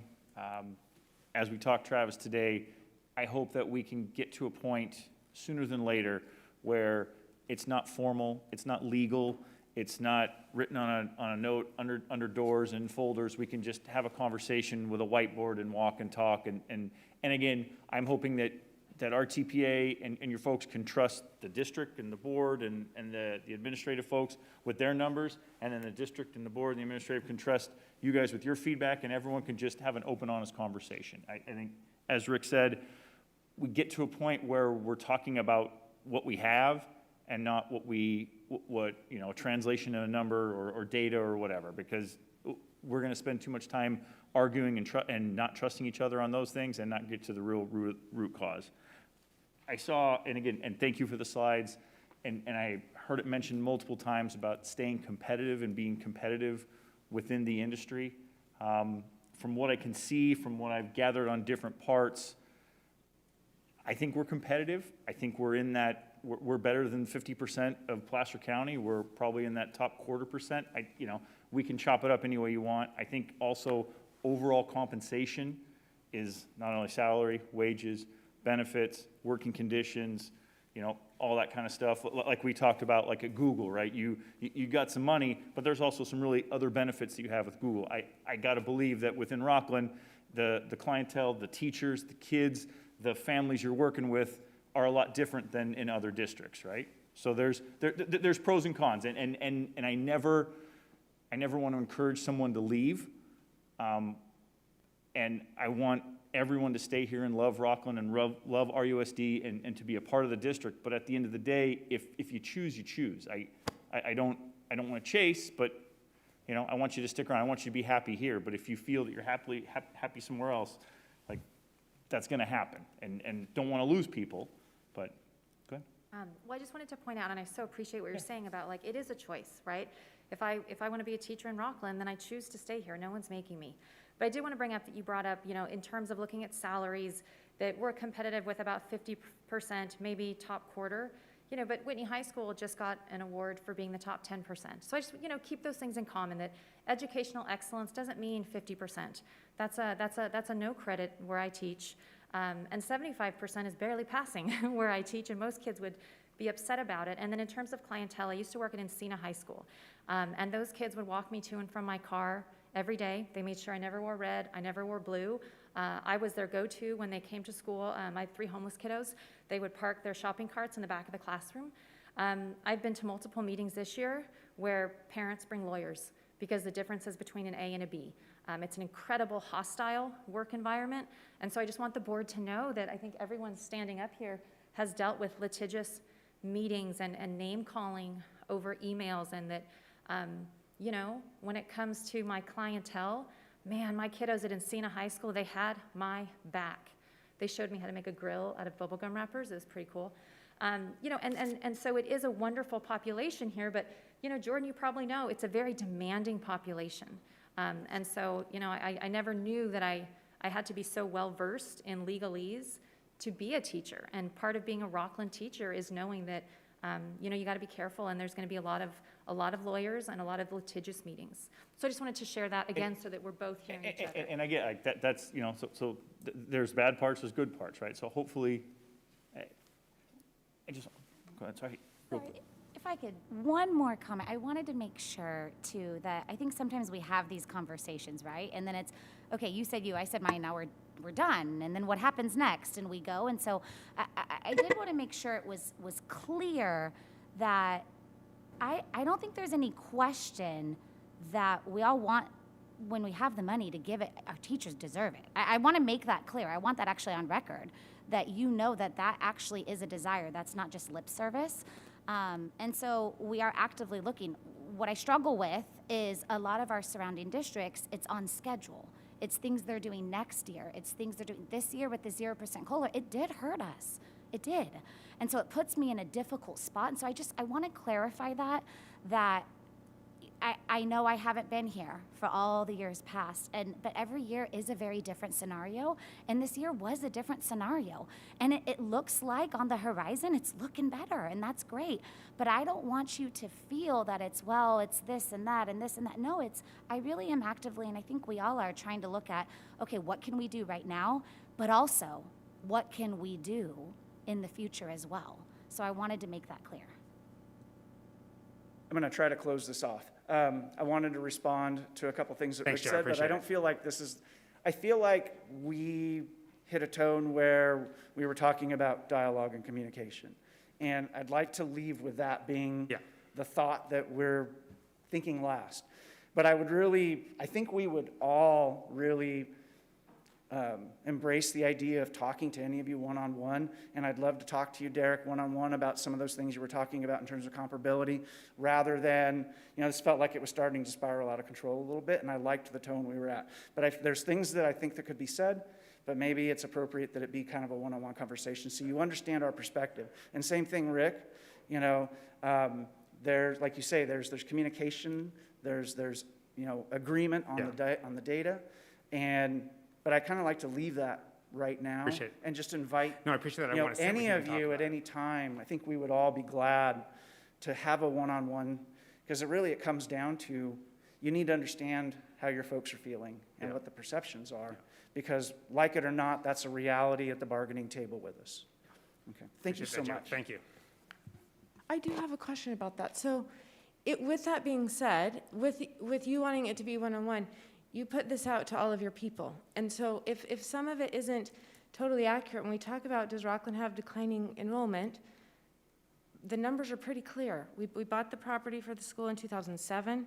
We planned it in 2014 for the new school. Numbers have been climbing. So I want to have one-on-one dialogue, absolutely. I want to understand, but you also have to be fair to us. When you put this out to the public and we feel like we have questions and concerns, where's the place for that too? So.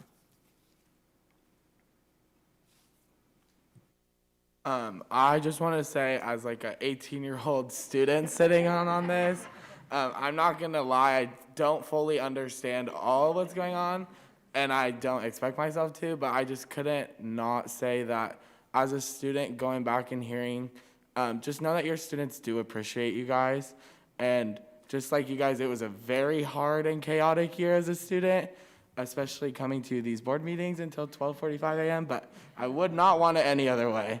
But I just wanted to let you guys know, as like, if it's like a closing thing or anything, that your students in the classroom do appreciate you guys, and we love you guys, and we are very grateful for all that you guys do for us.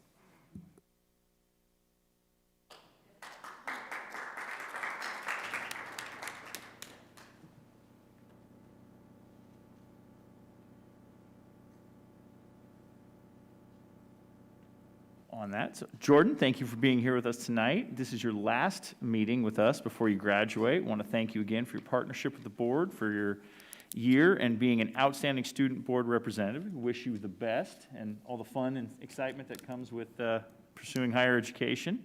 Will you please share your student board report? I would love to.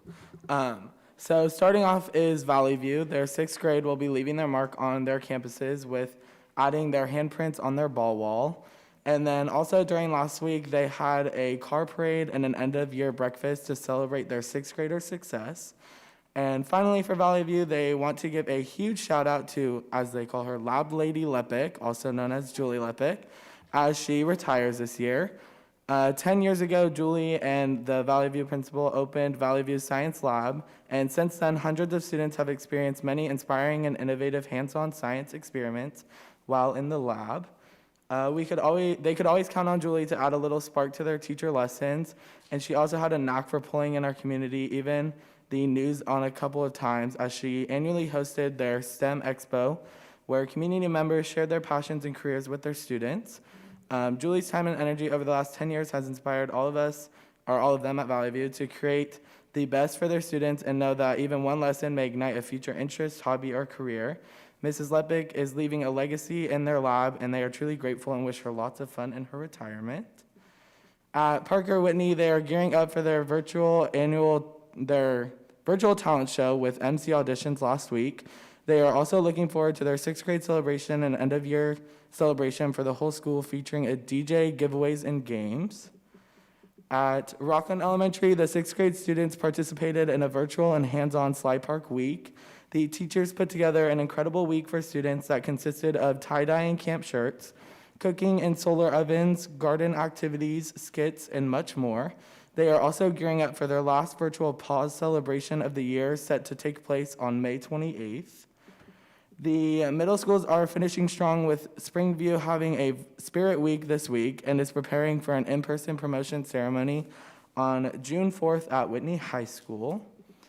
Whitney High School is continuing to celebrate their senior students last week of full in-person learning. They are continuing to keep it exciting with free donuts tomorrow morning and senior recognition posters throughout campus. They just finished up their inclusion week as well, which was a huge success, and Whitney's leadership class is continuing to find ways to keep school exciting for the final 2 weeks of the school year for all of their students and staff. And then finally, at Rocklin High School, we are finishing up our school year with a crazy amount of fun activities. Sports are currently coming to a close, with seniors unfortunately playing their final matches at home. Teams are finishing strong on campus and are preparing for their COVID-style banquets to finalize their seasons. And then activities are slowly but surely making their way back into the picture, with many different things occurring soon, including the seniors' graduation ceremony and drive-through parade, senior picnic, sober grind night, and so much more.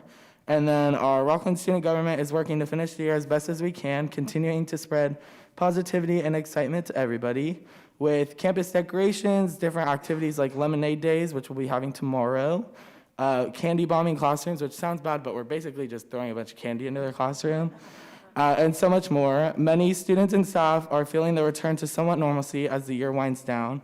And although it has been a crazy year, students and staff have continued to be able to make something out of nothing throughout the whole district. Thank you. All right. Trustees, do you have any board comments you'd like to share tonight? Well, I feel like I already said enough, but I do just want to end on a thank you for being here tonight. And again, acknowledge that I know it's a very difficult thing to do for many reasons. Just coming and sitting out there is a difficult thing to do, let alone getting up here and talking and opening yourself up to the responses. And again, I want to acknowledge the very professional and respectful and kind way that you did present yourselves tonight and did address the issues tonight. And I hope very much that we can continue forward in that same vein. Thank you.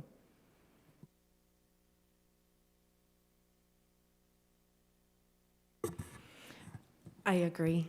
This was so much better than last March. Thank you. Also, I just wanted to say it's been a great couple weeks for me personally, being out on campuses, especially as a parent of a senior, and also seeing the creative ways that we are solving and getting together and connecting. And I know how important that is. On Monday night, I was at the Assist-A-Grad Scholarship Recognition Evening for Rocklin High School. I'm presenting at Whitney High School on this coming Monday, and what a rewarding experience that is. We sat outside. It was absolutely beautiful, and it was so great that those kids were there. This wasn't virtual, and their parents were there. It was really amazing. I don't know how much they gave away this year, but I know over the lifetime of Assist-A-Grad, it's over $1 million to Rocklin students, and it was really something to hear those accomplishments and something really for all of us to be proud of. So, again, thank you guys for coming.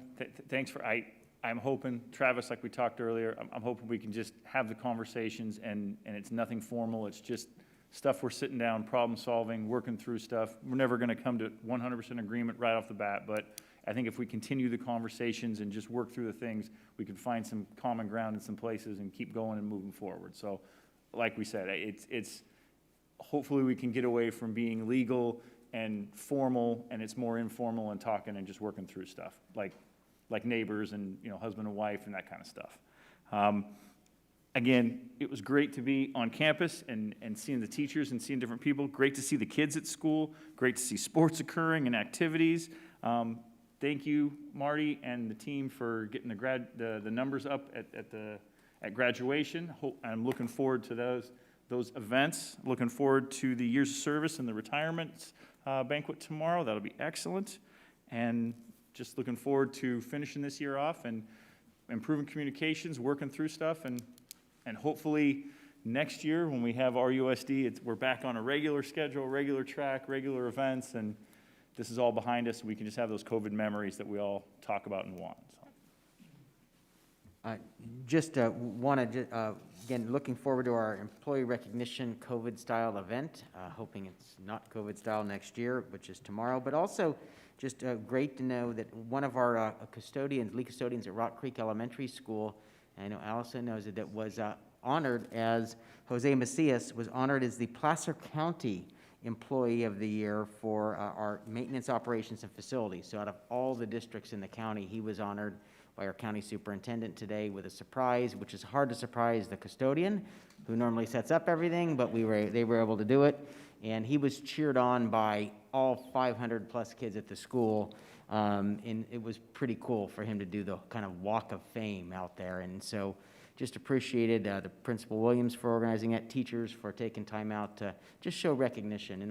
And Jose was so humble and just commented on how he just really does what everyone does at our schools to step up. And what a great time for that to happen during Classified Employee Week, Chuck. And so want to acknowledge him. We'll be excited to acknowledge him tomorrow at our employee recognition event as well. And I am looking forward to graduations, June 3rd, 3, 4, 5.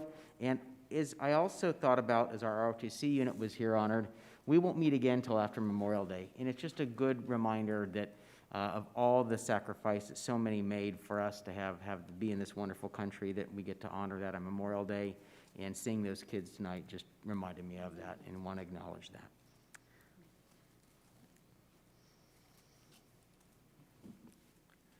All right. Item 10, oh, thank you, folks. If you're moving along, thank you very much.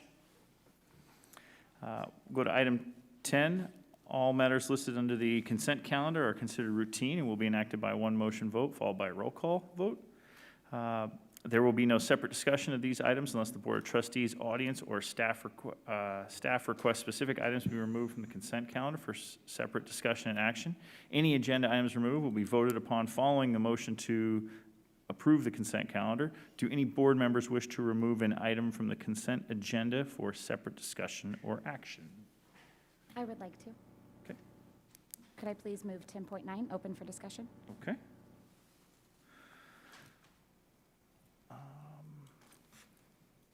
To do the motion, then we, I move the consent calendar with the exception of 10.9. Second? thank you. Brenda, will you please call the roll? Jordan Schneider, Yes. Julie Hupp, Yes. Rick Miller, Yes. Rochelle Price, Yes. Tiffany Sathoff, Yes. Derek Counter. Yes. All right, so the motion passes, and let's talk 10.9.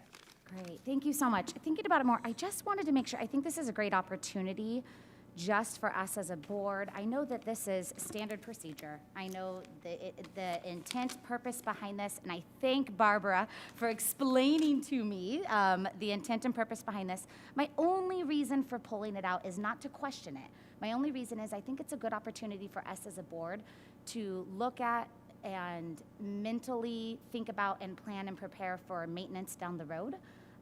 Obviously, right now, that is not a place that we're in financially, but I do think down the road, some of these areas that are listed, it's important for us as a district to look at that, to look at our campuses. I know when I'm out on campuses, we have beautiful campuses, and I am so thankful for the campuses we have here in Rocklin. But I do think it's important, as there's the possibility of our situation looking very different maybe in the next year, 2 or 3, that we keep our deferred maintenance in the back of our mind. We keep some of these facilities in the back of our mind. And so although that doesn't affect us necessarily voting on this, because I do think this is an important resolution, I understand the intent and why we need it. I do feel it's important that we at least acknowledge that there are areas that we could chunk away at over the next few years and make sure that we prepare and plan for that in the forward years.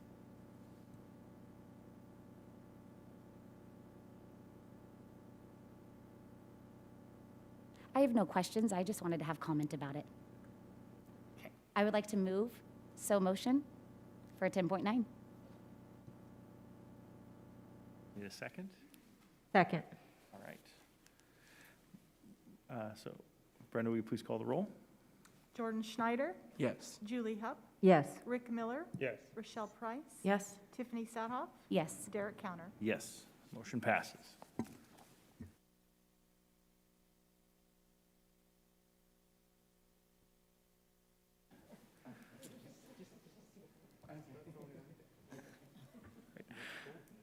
So now to item 11.1, action on proposed 2021-22 expanded learning opportunities, the ELO grant plan.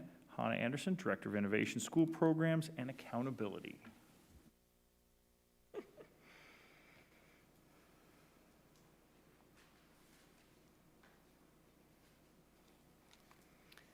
Good evening, President Counter, Trustees, Superintendent Stock. I am here tonight to share with you the Expanded Learning Opportunities Grant Plan. You saw much of this plan at the April 7th workshop, and this is really just that formal piece of requesting approval of the plan that will go to CDE. During our presentation, you'll hear a quick background. We'll review the stakeholder engagement that has gone into this plan, the services within it, and the connection to our local control and accountability plan, as well as next steps we'll take. RUSD has received, as you know, many different funding sources given the COVID-19 pandemic.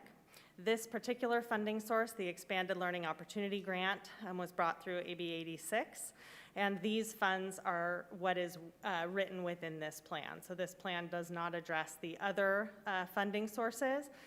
This plan is specifically for those expanded learning opportunity grant funds.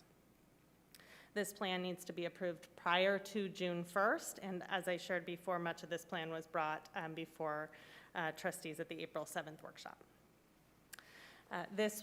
These funding sources are roughly $7.4 million, and all of the actions within this plan are aligned to either current LCAP goals or what we're proposing for future LCAP goals and action areas. And so you'll hear in just a second the stakeholder engagement that's gone into that. But we've been working extremely hard as a district to focus our efforts around a few key priorities. And what we did was try to utilize these expanded learning opportunity grant funds to expand services that you'll hear in a later presentation are being offered through our LCAP. We're just expanding them through these one-time dollars. And that is both in the space of multi-tiered systems of support for English language arts and mathematics, those social, emotional, and behavioral learning supports that we've been discussing, and also increased supports to our targeted student groups.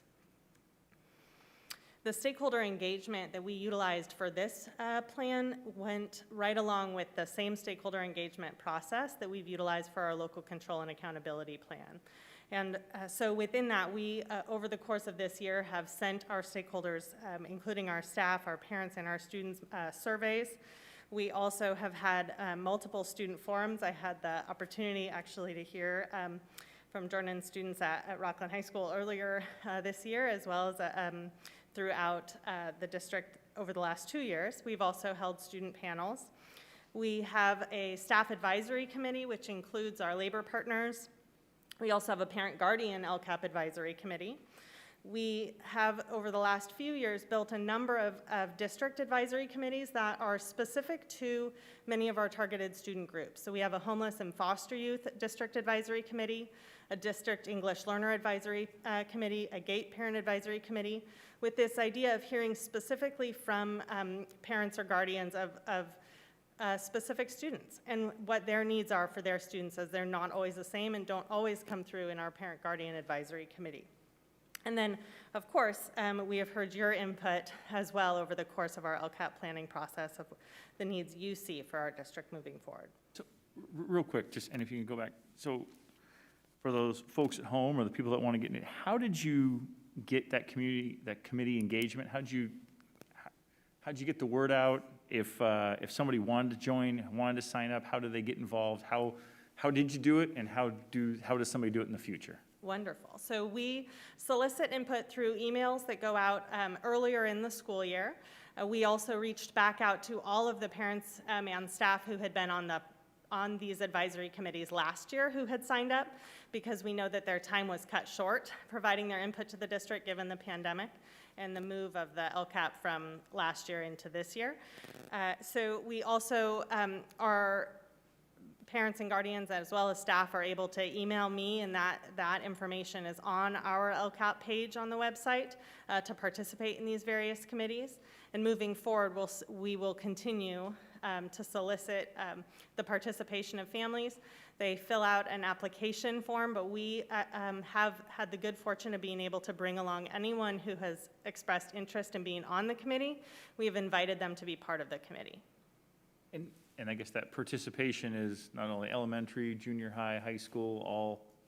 Yes, so we really do actually look for a wide variety, not only of grade levels, but also schools throughout the district. On our staff advisory committee, we had a small team this year, and that's understandable given all of the things that our staff is facing in schools.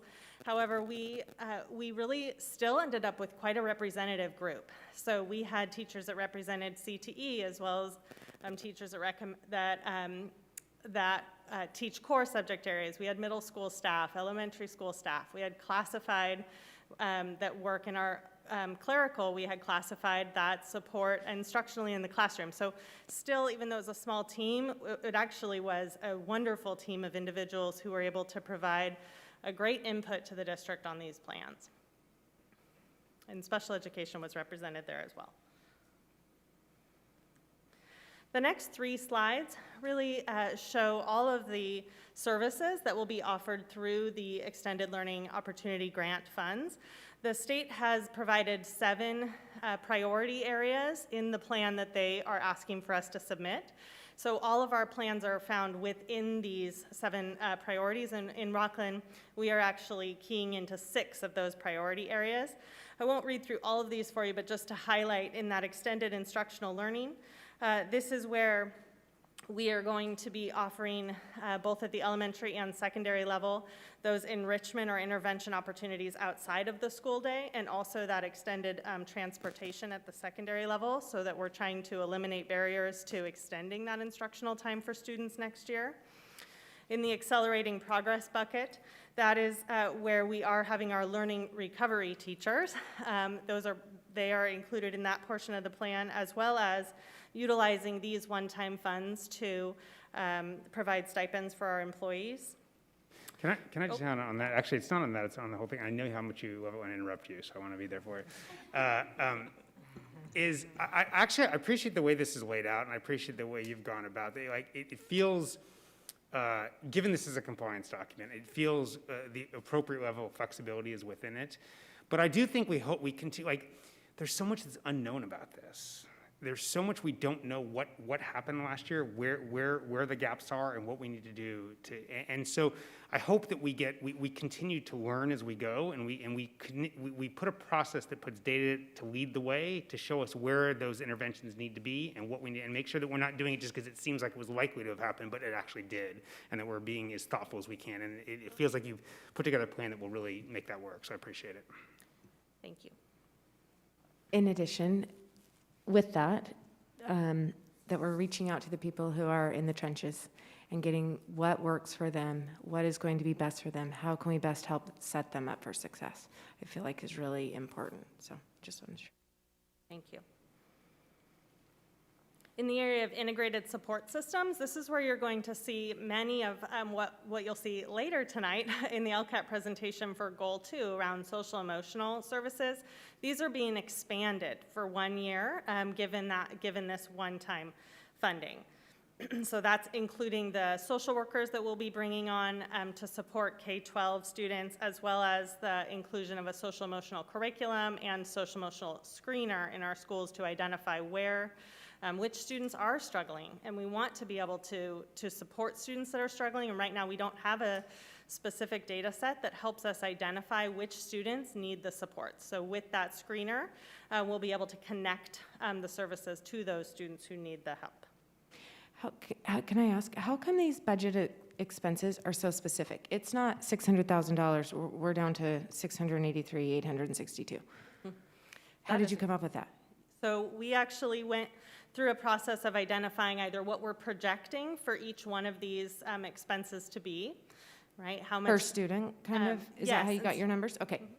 Some of them are actually specific to how much will the employees cost, for example. Okay. How much will the contract for the 4 social workers cost? And Okay. then specifically identified it within each priority area. I like it. I like it. For the credit recovery, that is actually one of the state priorities, and we have a number of different actions that we're taking to expand our credit recovery options, starting actually this spring, and that will continue through next year. We also, for additional academic services, will be increasing our psychological services staff by 2 FTE, which you heard about on April 7th, as well as for our secondary educators. We want to make sure that this summer they're able to come together, talk about the essentials that were taught this year, and ensure that students are going to be able to be filling those gaps in learning during the years to come. So those curriculum camps will actually be held this summer and available to secondary staff who want to participate. We recently actually in an LCAP group also heard from elementary that was also of interest to them and is something we can look to other funding sources to do, but this secondary is what's included in this plan. So next steps we will take are to, pending approval, submit the plan to our California Department of Education through Placer County Office of Education, continue to communicate the plan with RUSD families and our RUSD staff. Speaking to your point, Trustee Miller, we want to make sure that we are monitoring outcome data and determining impact all throughout this process. And we don't just wait a year to say, well, did it work? You know, we want to be actually evaluating the process as we go and adjusting and being flexible. Even though it's down to the dollar, we also want to allow for flexibility. And that's that last one. We want to adjust the plan as we go. So with that, I am here for any questions, and that our staff at this time are recommending a motion to approve the expanded learning opportunity plan.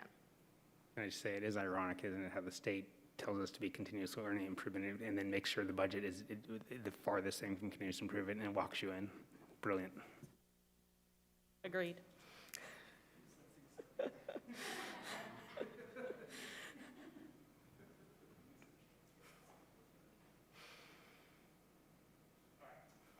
I move approval. Second. There we go.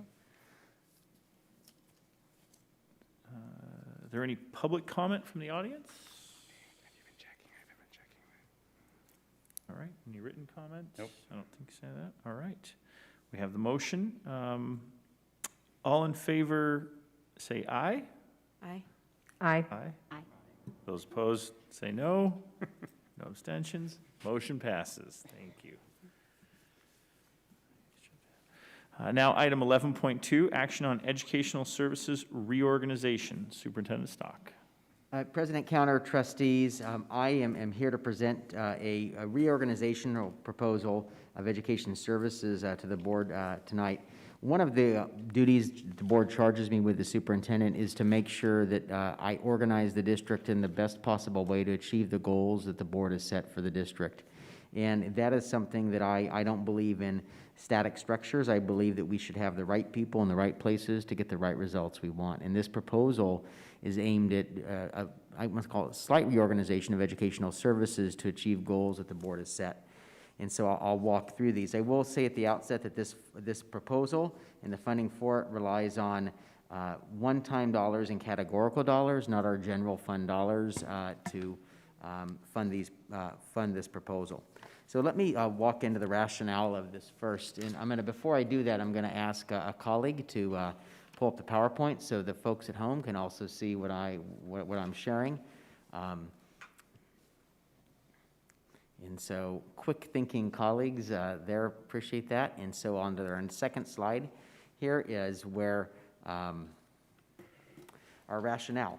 So again, as I mentioned, the board has set a very public and deliberate goal of improving math achievement for all of our students. This has been discussed in numerous study sessions this year and in board meetings as well. The board has also directed me to ensure that the academic, social, emotional, behavior supports are integrated in place for our students. And that there is an urgency around this, as we've heard, of the needs of our students due to the learning loss and social emotional needs during the COVID pandemic. And the state and federal governments provided historic levels of one-time funding to address these needs. And then due to our recent budget reductions over the last several years, I have made multiple recommendations which the board's approved to eliminate administrative and support positions, especially in the education services. And this was the right thing to do. It was, we should look when we need to make these reductions as far away from the classroom as possible. And we did, and the board approved those recommendations to reduce administrative and district office staff. And so as we take on new work that the board's asked us to, there is a need to add some additional leadership and to achieve these goals. And that's what this proposal represents. But it's also important that we acknowledge that, as always, we should put our schools first and make sure that the needs that they have are supported. And I want to acknowledge that using one-time funding with board approval in April, we were able to add the following positions to support student academic, social, emotional behavior needs at our schools. And you can see the list here: 19 intervention, learning loss, and recovery teachers, including with a focus on math and English language arts. And what's great is we've identified many of these teachers, and even math, which is a very hard to fill area, secondary math teachers. They are like gold. We have a math pool open, and Dr. Limoges told me earlier today that we had over 10 teachers in that pool. So what's wonderful is even though people talk about a teacher shortage and things, we've been very fortunate in Rocklin to continue to attract people that want to join our great, phenomenal teaching ranks. We have 2 math instructional coaches, 2 school psychologists, and what's wonderful is those additional psychologists had already been identified and hired. So and then we have 30 aides to support interventions in social emotional needs, and many of these in elementary, some at secondary. I know we heard extensively in our budget conversations with parents in elementary schools how much they valued the additional support. And so really this looks at 53 new school-based positions using one-time funding. So as all of that's moving into our system, now's the time to think about leadership capacity to support all this work. And that's where, is rightly so, we want to make sure we have that support as closest to the students. We have to acknowledge the important role that administration and leadership provides in supporting that. Because as much as we appreciate all of our employees do, we have to include in that our administrators as well. And so the recommendations, there's 2 I bring to the board tonight. First is to approve a director of academic achievement and multi-tiered systems of support, which is, and then using one-time federal ESSER funds. And the primary duties of this would be to provide leadership to our district math improvement goals. And a big area of this is to provide and facilitate the collaboration with people that are in the front lines, our teachers, our principals, other people that serve our students in mathematics, to help us understand what we have going on that gets the results, and then how to take the next steps into trying to change the achievement we want for all of our students. Providing leadership and coordination to our support systems. The board has been very clear with me that they want us to have integrated and coherent systems of support for our students that work across schools vertically and across horizontally to connect students from elementary and secondary. So the goal of this is to make sure that we have that leadership and coordination of all these supports coming together to serve students, and to provide leadership and coordination in the critical areas of instruction, curriculum, and professional learning. The truth is, in a district the size of Rocklin Unified, the biggest in this county, if you have a question beyond your school for support in these areas, you would call one of our 2 associate superintendents, who, by the way, are quite busy and want to support, but literally they carry big loads, or we have 2 instructional coaches this year. We don't really have a group of people that focus and think about supporting the professional learning, curriculum, and instruction, and that's our core work. So this part of this proposal is to make sure we have that structure that provides that support and leadership so that our teachers and our schools are supported. And this would be funded from federal ESSER dollars, and so this is using those one-time funds. The second recommendation I bring to the board tonight is to approve Program Specialist 2 of Curriculum, Instruction, and Professional Learning. And this recommendation involves not filling 2 instructional coach positions that will be vacant at the end of this current year. And what we've looking at is we've had, is looking at 2 program specialists in the curriculum, instruction, professional learning area to provide that facilitation coordination that's needed, as I just mentioned, in those key areas for us. And they would work in not only that area, but using student assessment data to help support that work out there. And the funding for this right now has been identified in LCAP supplemental funds, and though, we definitely are looking to look at those funding streams as well. And in this recommendation, we've done various supports in correct professional learning. We still have instructional coaches, as you saw, the 2 math coaches. We've we've had TOSAs, we've had coaches, we've had all kinds of things. And one of the things I love and I'm committed to doing is trying different things out. We think we need a different support piece. So really the organization and ed services around all these would be the director that I'm recommending. We have our program specialist, and then also our math coach is working as a team to support the academic improvement, the construction, curriculum, professional learning, with a focus on emphasis on math. And so so that's really the recommendation I bring to you. And the conclusion on this really is that wanting to make sure we have leadership for the board's goals, making sure that we have the highest quality leadership in RUSD, just like we have the highest quality teachers and other employees, like we saw with Jose Macias, our custodian at Rock Creek. We want that in leadership as well. And we want to make sure we support our school's efforts in these critical areas and using our resources in the most efficient and effective way. And so I ask the board to approve this reorganization tonight to allow us to hit the ground running as we work to implement all of these programs that were identified in the previous presentation, and also the long-term work of commitment to increasing math achievement in our district. And I'm happy to answer any questions the board may have. Okay. Do we have any board comments or questions? Yeah, so I appreciate this. I support this proposal, and I'll say that, you know, I'm frustrated of the consistent underfunding of public education in California, and the fact that they are giving one-time dollars for what I believe are ongoing problems. We actually have work. We could use all these 53 additional teachers to improve ourselves, and we shoot every single year. It's not a one-time fix. Having said that, given that we're using one-time dollars, I appreciate that it's one-time dollars, and I would expect the same, is that we're not going to keep that person on without a funding stream, that we are going to stay the same. And so one-time use for one time as we begin to do this, as we respond to this, to the crisis. The other thing I'll have to say, and a little harder, is that, you know, Roger, I said this to you multiple times in my time on the board, a real lack of comfort with the way we use supplemental dollars. It is not, in my opinion, as intended. It's not the spirit of what the legislature intended. It's not the law as the legislature intended, and it's not the right thing to do. The money is intended for our most disadvantaged children and should be going to our most disadvantaged children. There are times the law allows us to be flexible in how we think about it, and I think we've used that appropriately in the past. But there are times when I worry we've gone too far.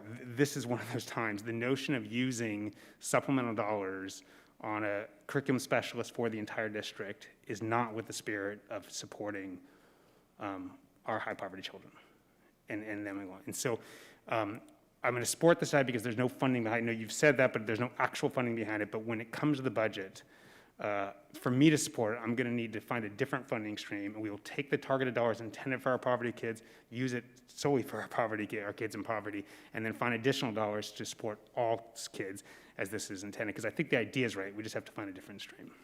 Thank you. A couple questions regarding, and it just goes towards these positions. This is about a new path we're going with math, something different that we're doing. So not maintaining consistent, not, and Marty and Bill, nothing offense, you guys deal with a lot of day-to-day and making this district work. This is not redoing your job or those jobs. It's looking outside the box and trying something different and going in a different path. Am I fair to assume that? Absolutely. Okay. And that's where, again, the board has been clear with me that they want to see a sustained focus on doing the hard work and the continuous improvement to get better in the math piece with somebody that's really focused on that, and to make sure that all of our supports really focus on math, that we really align that district. And so this is to provide that targeted day-to-day leadership in this area to make sure this drives through the system and has the supports there. And because of the reductions over the last few years in frankly, administration and ed services, the capacity to take on something new, and even all of the new programs with the learning loss money that have that coordination and support, we just need that additional capacity to make that work.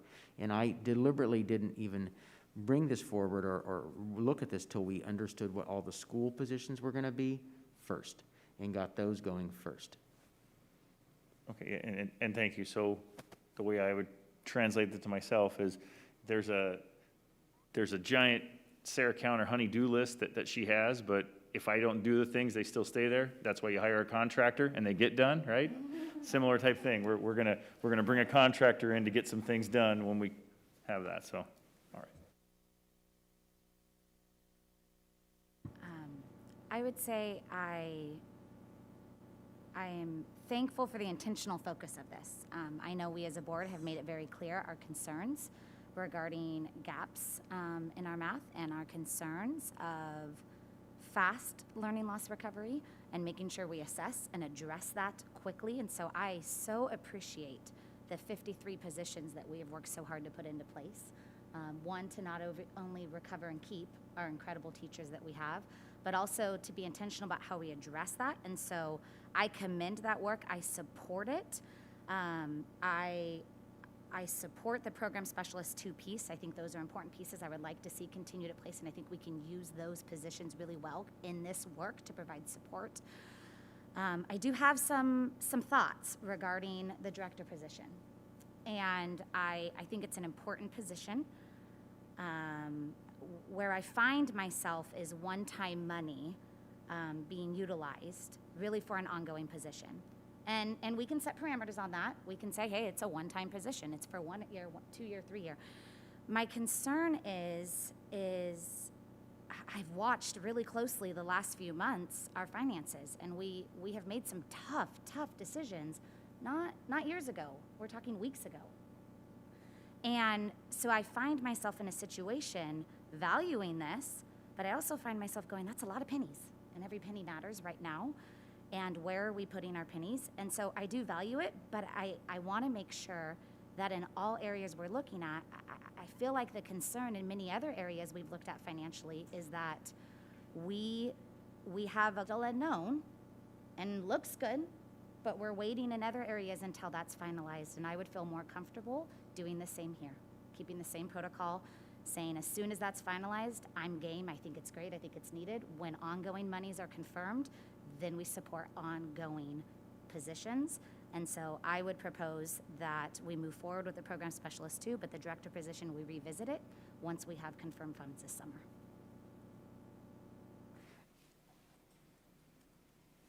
When are funds confirmed?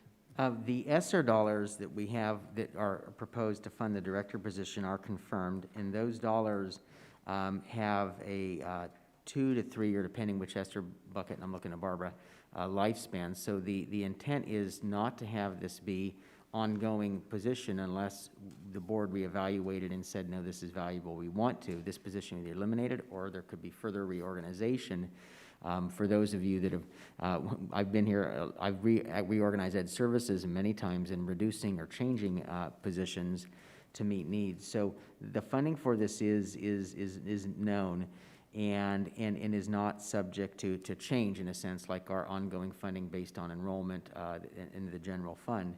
The other dilemma in waiting on this is a lot of this work we want to hit day one, and if we don't have the leadership in support of that hitting day one, then it could delay that work beginning, because it's great to have all these good people, but if we don't have the leadership to support it, then it makes it hard to move that forward. And so the reason I brought this now at this time was to ensure that we could have all these positions filled and ready to go to start the year. And so that is also, like I said, the funding is known for this versus the other. And in the learning loss plan that we put forward to the board in the study session for the summer this year, so next summer, is $4.5 to $5 million worth of that focused work. This is a proposal to spend, a couple $100,000 in the leadership management support of a lot of this work. And so just to give a context of scale. I'll just say, I was at the CSBA conference all weekend, and this is something districts across the state are facing, and it is so tricky, ridiculous, that we have one-time funding for long-term needs. And so, that was my first question to Roger. Wait, we're going to take somebody, I'm sure we're going to find somebody amazing for this job, and how do we say, yeah, we'd like you to do this, and we'd like you to do a fantastic job for 2 years, really hard. Do you feel more comfortable what he said about the ESSER funding? I think my concern lies in how we utilize the ESSER funding. I believe the intent is to address the learning loss, and so I think this position, although has that intent, I would like to see more of that money back in the classroom. I feel we're spending a lot of that already on learning loss, and I think those 2 support positions will help provide some of the support. Although they are 53 new positions, it is a change of workload. It's not brand new positions. Some of those positions, those were also due to a budget reduction we made. We have removed a load of possible workload. And so for me, I just have a concern in that area of how we're using those ESSER funds, because I do believe they were intended to address learning loss. My concern is there are many other things on that position, and so I would feel more comfortable if we used other monies for that position.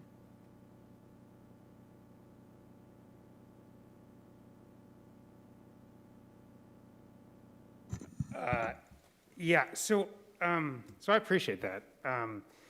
I think I would just, this is the way I respectfully disagree, but that's the best part of this, we get to do that, is, so I actually, this is where I believe in administration. I don't believe that in this case, teachers working by themselves with just each other are all we need to improve. And I actually think helping on curriculum, thinking about PD, thinking about how to train, thinking about how we learn new things, scouring the, you think about when COVID first came, our ability to think about how to do instruction virtually, that came from our administrators doing a lot of work to put that in front of teachers, and then they wonderfully took it and adopted it. And so I think it is, I personally believe, I think you should always lead with teachers, which is what we did because they're the front line, and we clearly did put more teachers in the classroom directly as a result of ESSER funds, but the notion of then also having some ability to coordinate instruction, to think about quality, to think about curriculum, and as part of that seems a responsible and correct thing to do. And it feels like the way we funded this is an appropriate use of the dollars to oversee those one time. And I think at the end of the day, we are responsible to say, as much as great as this is, if a year from now things don't change, this person needs to go back to what they were doing before, or find out. So we would not be able to hold this position on. But in the one, given what we're doing, given the move the superintendent has made, it feels to me it makes sense for the board to support his conclusion. It's the best thing for his cabinet and his to move forward on this, and I think it makes sense logically to me and responsibly to me. So I would support it.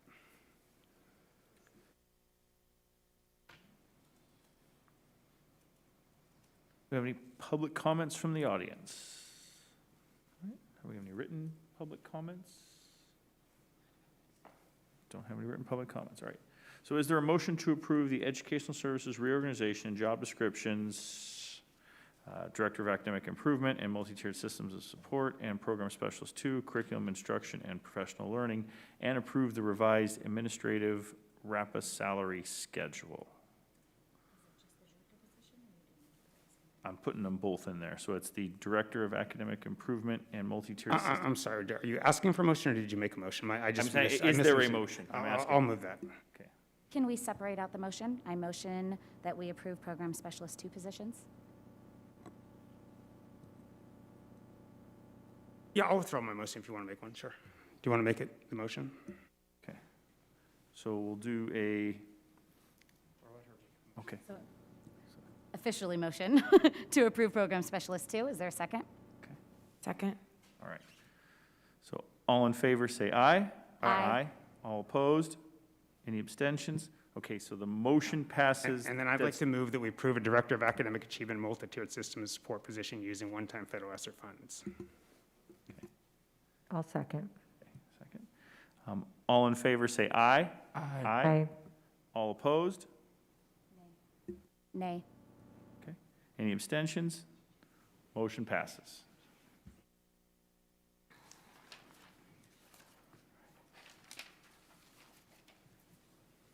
Now on to item 11.3, nominate representatives to Placer County School Boards Association Executive Committee. Superintendent Stock. The Placer County School Board Association has 7 open positions on the executive committee, and the ballot is attached, and so they're due to the county office by June 3rd. And so in the attached memorandum, the board has the opportunity to vote for multiple positions here. There are no current Rocklin Unified trustees that are on the ballot, but you may vote for 3 of the 2-year positions and 3 of the 3, and they have each 4 open. So if the board takes no action, no votes cast. If the board decides to vote for up to 3 in each of these categories, then it will cast the ballots. And so this really, turn it back over to the board for discussion on if they'd like to cast a ballot for these positions. Or you can also write in someone, so if any of you are inclined and want to be a write-in candidate, you can also request that your colleagues do that for you, or to you. I don't. I can't open the dang thing. My computer won't open again. Oh, So I can't look. Let me see. I don't know any of them. Do you guys So know any? I would, I would move, we could probably just not vote, but I would move to vote for the 3-year position, given there's 4 people running for 4 seats, and I would not be comfortable voting for the 2-year position because I don't know them. Okay. So let's make that a motion. We have a motion to select the 4 3-year positions and not make a vote for any of the 2-year positions. Correct. Is that fair? Right. Okay, so I can second that. We have a second? All right. Ask, do we have any public comment? Have any public questions? Okay. So we have the motion for the 4 and not the 3. All in favor, say aye. Aye. All opposed? Any abstentions? Okay, motion passes. Is that project clear? Okay. I will cast the ballot on behalf of the board as your secretary. All right. Now on to item 12.1, presentation of the governor's May revised budget proposal for 2021-22. Barbara Patterson, Deputy Superintendent, Business and Operations. Good evening, President Counter, Board of Trustees, Superintendent Stock. Tonight, I will cover at a high level preliminary information available on the governor's May revised budget proposal, hitting these broad areas. Staff will be attending a workshop tomorrow to get more detail. It just didn't quite work out this year. And then some detail we still won't have even after tomorrow. We'll have to wait until more of the budget trailer language comes out from the legislature.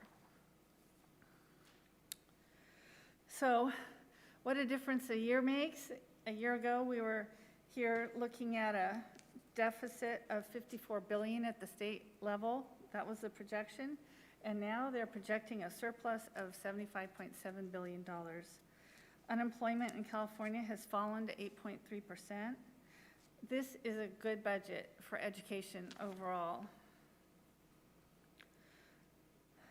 The state's calculations of Prop 98 always looks back a year, and it's a 3-year budget window, and so the guarantee amount is projected to be $93.7 billion for the upcoming budget year, which, as you can see, is the highest so far.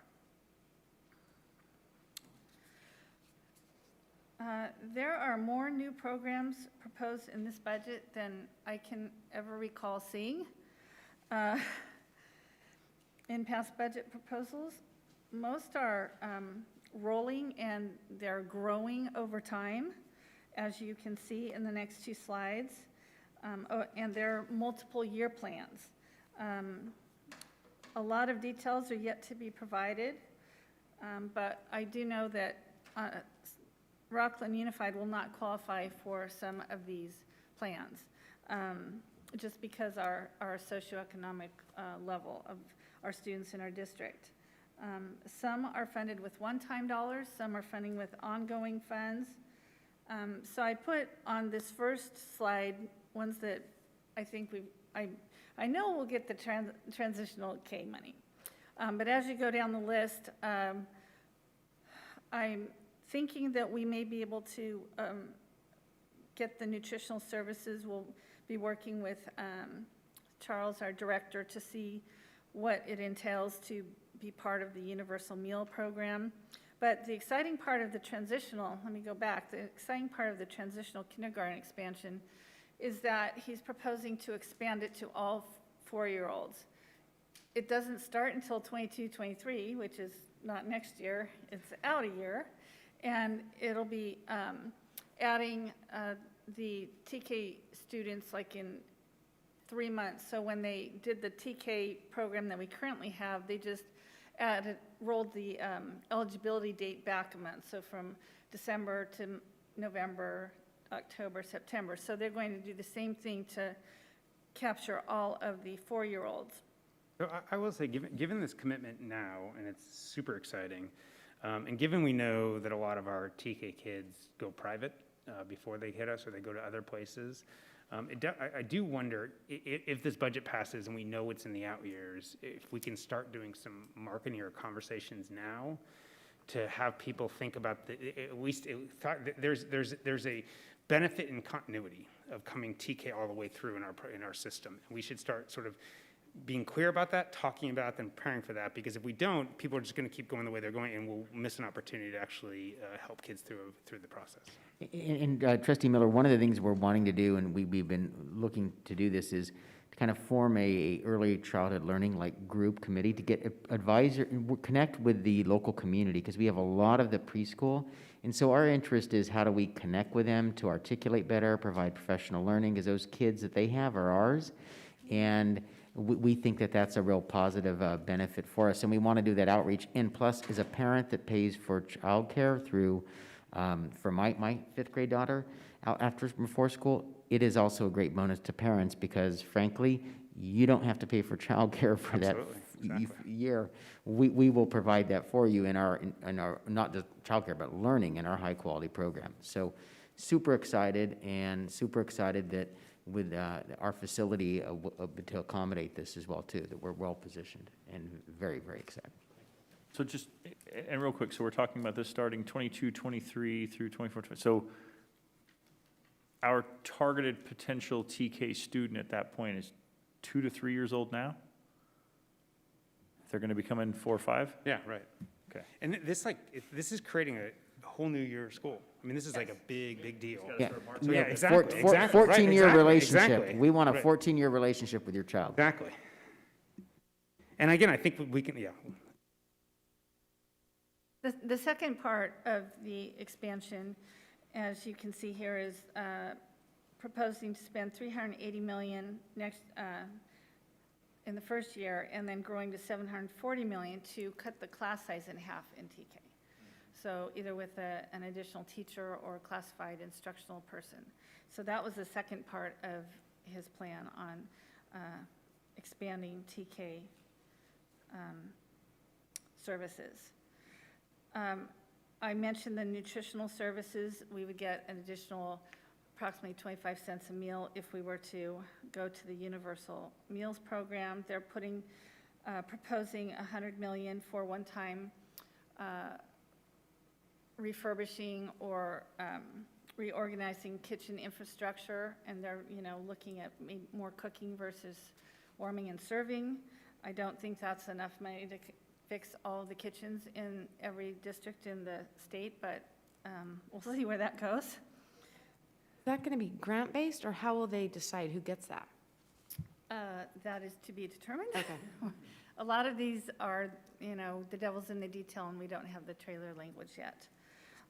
And then $30 million one time for our Farm to School initiative, and I don't have much information on that either. The Child and Youth Behavior Health Initiative, $4 billion over 5 years. That's a big ticket item. That will go to many state departments to identify and treat behavior health needs for students. And they're saying it will be designed to invest in the school's ability to deliver the services directly and work in partnership with the Medi-Cal plans. When they say many state departments, so we don't see a specific person or department or group or staff at an RUSD level? Do we see it at least at PCOE, or we're talking Sacramento only? They're talking about, from the webinar I watched, that they are talking about getting this established at the state level, but also coming up with a plan on how it will be directly, the funding will directly come down to schools to provide the services directly. So We just hope it doesn't take them 4 years to figure that out and give us the last year of funding, because sometimes that's what happens, unfortunately. And so that's our real hope. yes. And then technology, $7 billion over 3 years for broadband to close the digital divide. Again, I don't know how much, a lot of that I've heard talk about providing community-based hubs, and I don't know how much of that we would qualify for, but we'll be watching that closely. Real quick, just Sure. real quick on TK, and Craig, I'll ask you indirectly. So for TK for facilities, there's nothing special that we would need to retrofit, modify in our classrooms or what we have in our current infrastructure for TK as we would anything else? It does have to have a self-contained bathroom, like kindergarten. Okay, but we can.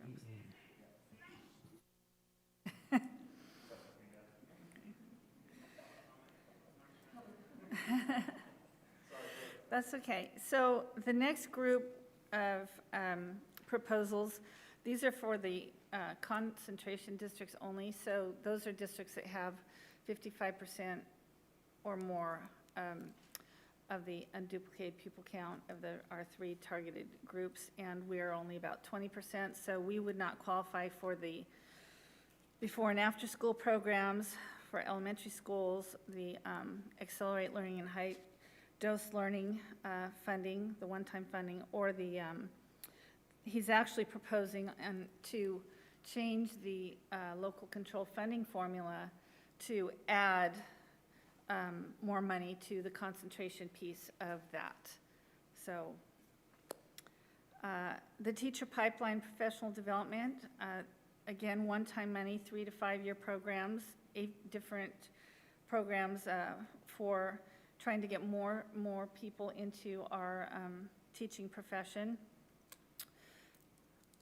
The expand community schools and wraparound services, I don't see a lot of that money coming our way. And then the child savings accounts, that's directly for children, having a $500 base deposit for low-income homeless foster youth to save for college or start a business, and then $170 million ongoing for every first grader to continue that program. I talked to you about all of these at second interim, and unfortunately, we have gotten no new information on any of them. So I'm still hopeful that we may receive some funding from some of these buckets, but we don't know any more than we did in March. But there's still a possibility. So when voters passed Prop 2 in 2014, the state created a public school system stabilization account, otherwise known as the Prop 98 Reserve Rainy Day Fund.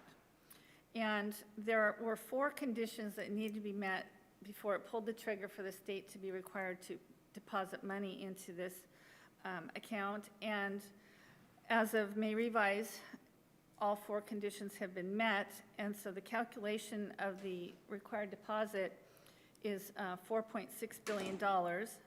And so this will be good for education in the next downturn in the economy, because the state can go to this money to fill the hole first before they directly cut our funding. So this is a good thing that we'll have a savings account to help us in the next economic downturn.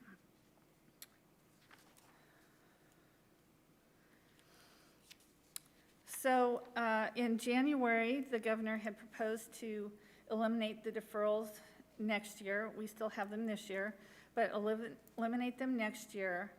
And he had left just the June deferral. And so now he's proposing to pay that down by $1.1 billion, but still leaving 78% of the June apportionment to be deferred. So we're hoping that the legislature will take care of that and completely eliminate that. I don't understand that one. Right, there's so much new money in the state. This Why is wouldn't the we pay it state's off? credit Yeah. card, and in good times you pay the credit card off, and then in bad times you utilize it. So hopefully the legislature will change his mind on that. So the COLAs, it was 3.84% was proposed in January. That was the estimated statutory COLA of 1.5%, and then the COLA that we didn't receive this year, adding that in to the LCFF calculator COLA. And here, with better revenues, he's adding another 1%. The statutory COLA ended up going up to 1.7 from 1.5. So when you compound all of those, he's proposing a 5.07% increase on the local control funding formula COLA. Just to help me out, what does statutory COLA mean? So that is a calculation based on consumer goods, and it's an actual formula. They can't really mess with that. And I believe it's April to March is the time period. And so it's just based on, it's kind of like inflation of a basket of goods. And so they get that final amount in April, and or that final calculation in April. And so we're getting significantly more than what the statutory COLA is. In a lot of years, that's just what you get on the LCFF calculator. Okay, so normally you'd get the statutory COLA. We're getting the January budget plus the statutory COLA. Plus another 1%. Plus another, okay. Thank you. Yes.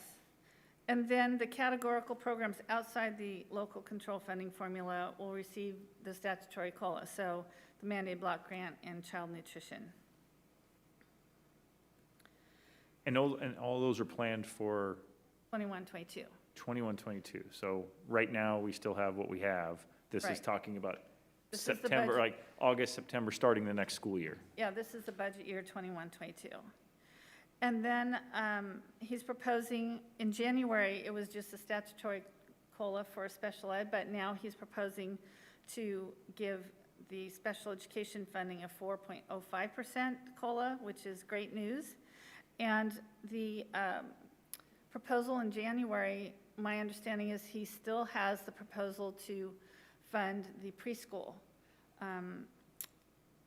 which was calculated in January to be about $5,900 per resident preschooler. So both of those are ongoing funding, so this is very exciting to help pay our continually increasing special education costs.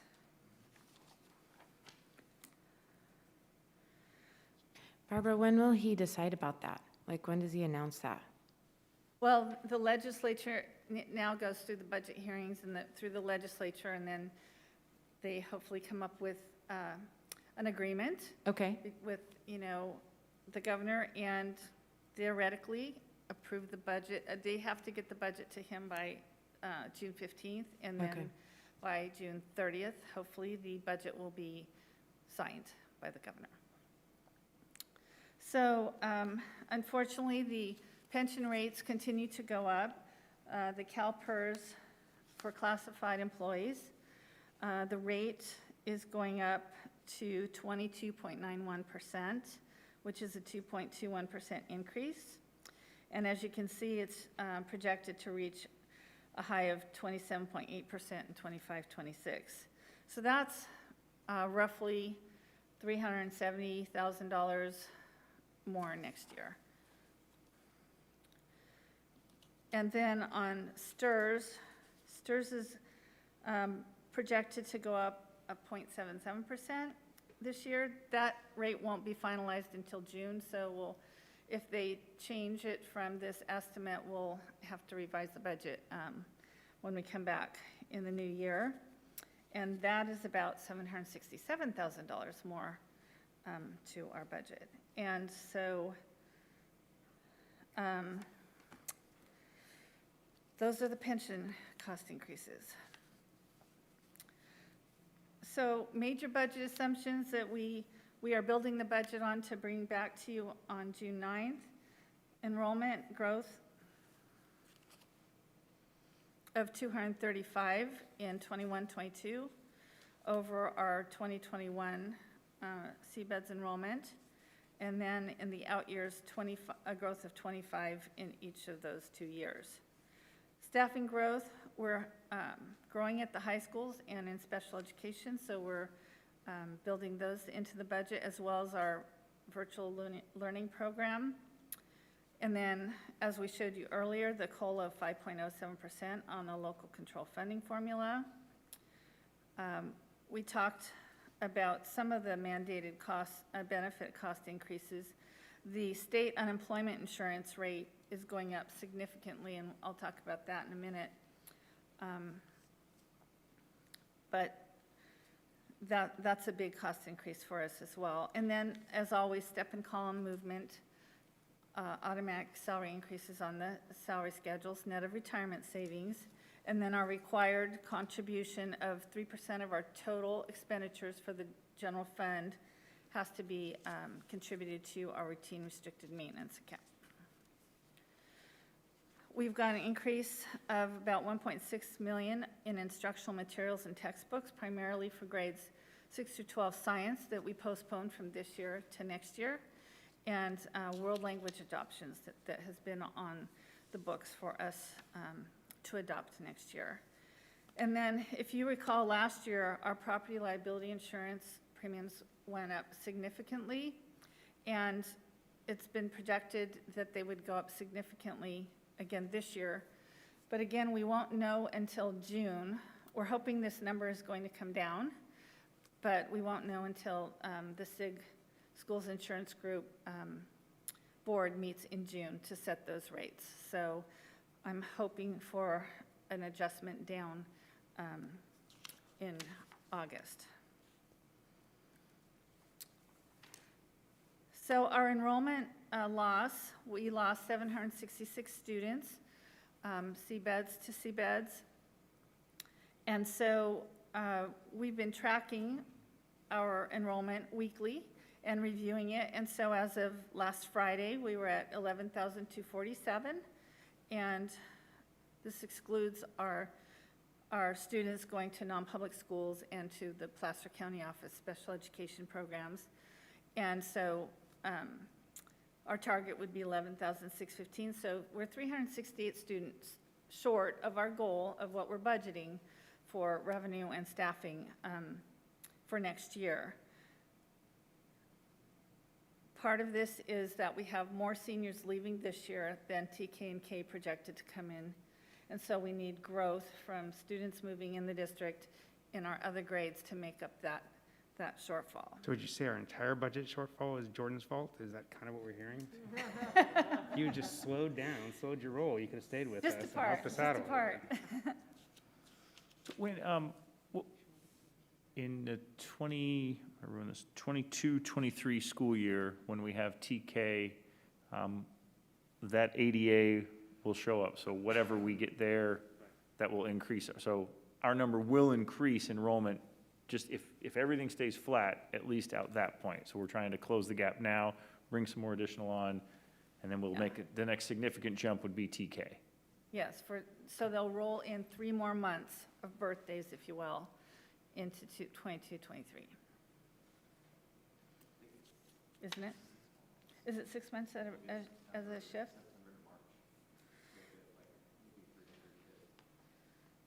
Awesome. That's a great number. Yeah, so we'll be looking at when we do our annual projections, we'll be including that, because what we do is look at birth rates, we look at all kinds of statistical data to project what in that age range might be ours. But the big challenge, as Trustee Miller noted, is some of those students are in private situations, so convincing them to join us early to get the continuity and the quality of our outstanding teachers and program will be critical, so that we can have those students and integrate them, but also they bring in those additional resources. And in fairness, to be clear, they're private because there was no alternative. So this is the first time there actually is an alternative. So we need. And as I said, we're tracking our enrollment weekly, and we do tend to get a lot of enrollment during the summer, so we are still optimistic that we will, cautiously optimistic that we will hit our target, and hopefully we will exceed our target. So speaking of the loss of enrollment and our funding, So as you know, we have a hold harmless for our declining enrollment.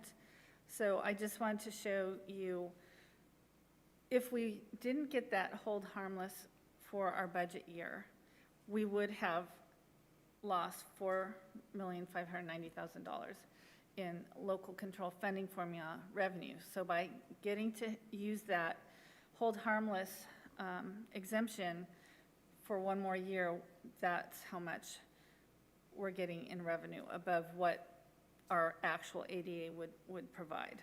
So it's basically one-time revenue this year. If we didn't grow at all and there was no COLA, that would be the amount that would be less in our 22-23 multi-year projection.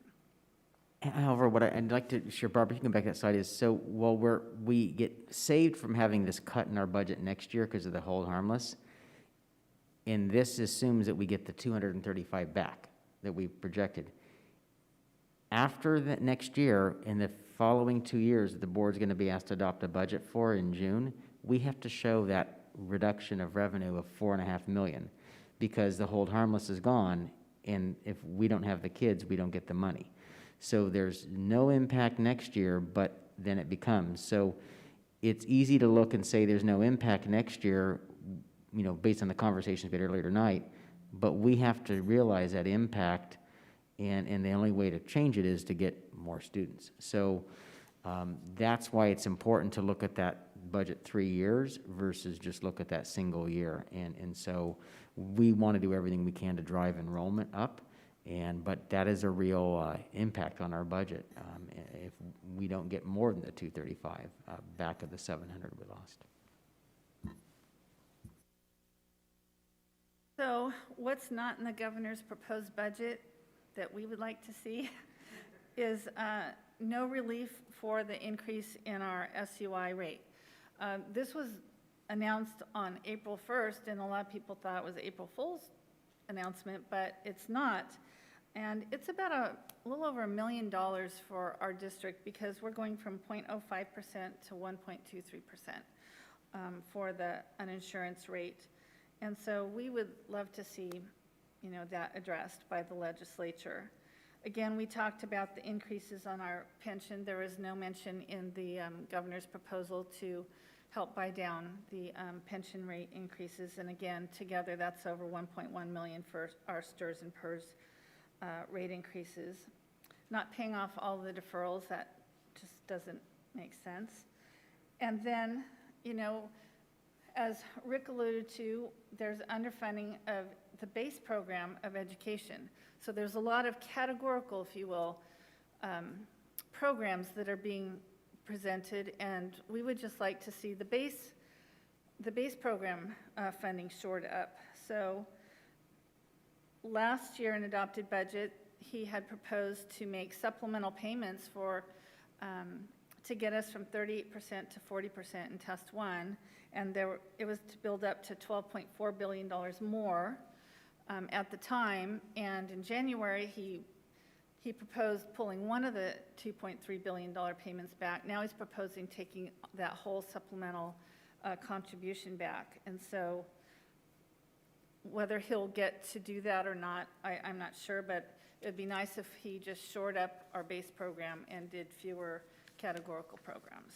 Would any of these be adjusted, modified with the legislature? So right now, we're looking at a May revised if, I'm asking, but I'm looking at Rick. You think Is it's that a already chance? baked, Rick? I think it's already baked, but I think they would actually want to go more supplemental. They would actually want to put less in base. They'd want to put more from it. So I would be More strings shocked if attached. this legislature were to back off from that.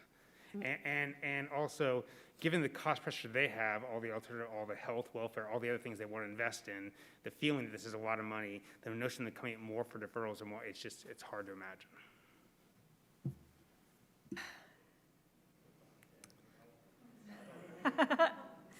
But inside information. So next steps, as I mentioned, tomorrow we're going to the annual May Revised Workshop to get more details to help us finalize our adjustments to the 21-22 budget that we'll be coming back to. We're finalizing our estimated actuals for the current year. And then there's lots of extra reports required this year, all at the same time. There's the Learning Continuity Plan Expenditure Report that we had to bring to the board in last September, and then the Parent Budget Overview Report, and then as Hannah Anderson mentioned earlier, the Local Control and Accountability Plan. And all of those come before, there's a public hearing for those before we have the public hearing on the budget, and then adoption of the LCAP and the budget on June 17th. And hopefully the state adoption will be on time, and then we'll submit that to the county. So that concludes my presentation. I'd Just be real glad quick to on answer any some of questions. these things on the next steps. I understand that there's some things, reports, databases, metrics, information that how much of, like, just ballpark, is it 10, 15, 20% more stuff than you're already doing? I'm saying for this, for new things, or, I mean, just an estimate, just a ballpark. 5 this year?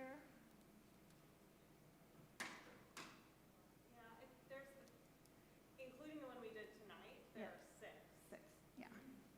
And in a normal year, there's 5 more, or? There are 3. Okay. So we're going up by 40% just because the state, okay.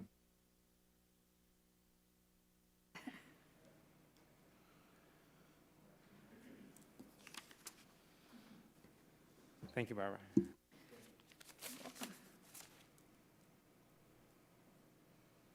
I should say, though, as you, but this is actually overall really, really good news. It would have been great to have more, but this is given the budgets we've gotten in the past, given the maybe revised it down, it's a step in the right direction, which I appreciate. Yes.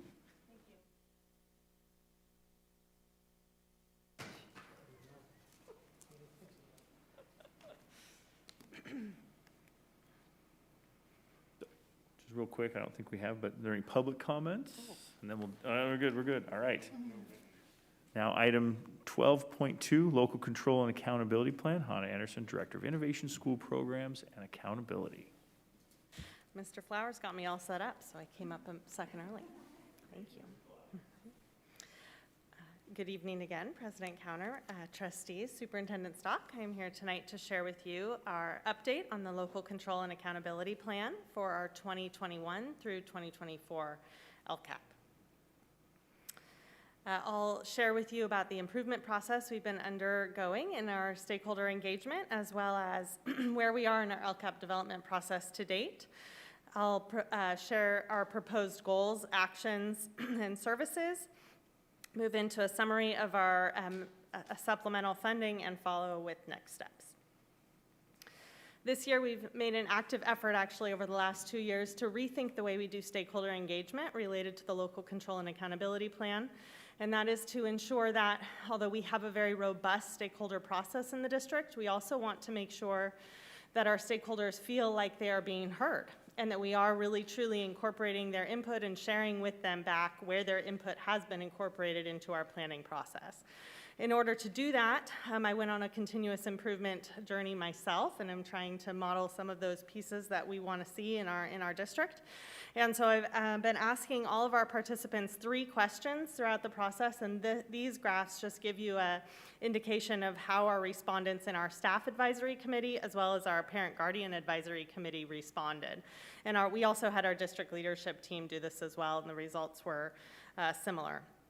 And so I think notably in here, it shows that we made growth across the 3 meetings in terms of the rates at which the participants felt like their input would be valued or utilized, that they had collaborative opportunities to process the information, and how confident they were that these actions would actually make an impact for students.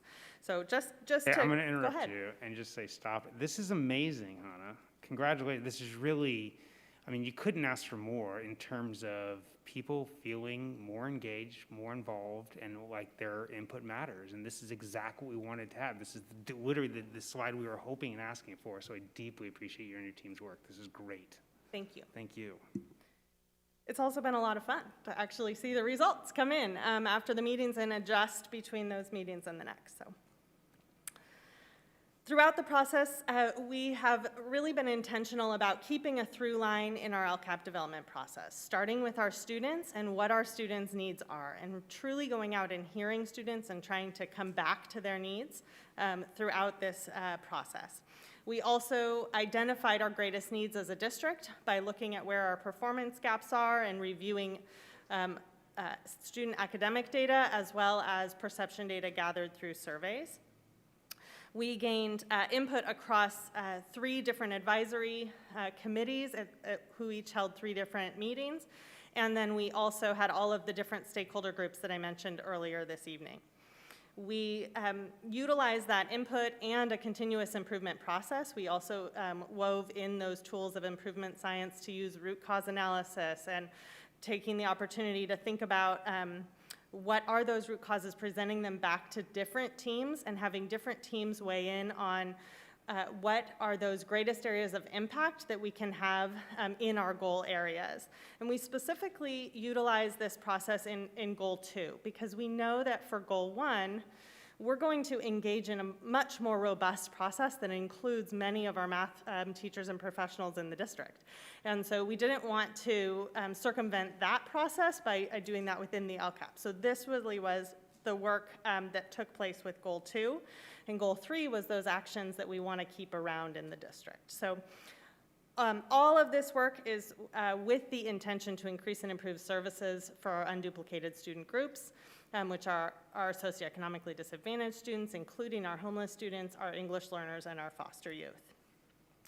These 3 goals were shared with you in draft form, continue to be in draft form, at our March workshop. The change here is that our stakeholders felt it was very important to include students with disabilities in Goal 1 as one of the target groups that we identified within that goal and that we would be focused on while looking at our math improvement efforts over the course of the next 6-7 months. We also included in Goal 3 a change from March to now is that we included support of district priorities in there as well, that we really aren't just in support of state priorities, we're in support of the things that we locally decide here in Rocklin are important to us. For the next section of slides, I'm going to take you through stakeholder input, then a highlighted metric, what the services are, and how we're going to expand those services. I'll go pretty quickly because I think you know a lot of this information and can pause along the way and answer questions.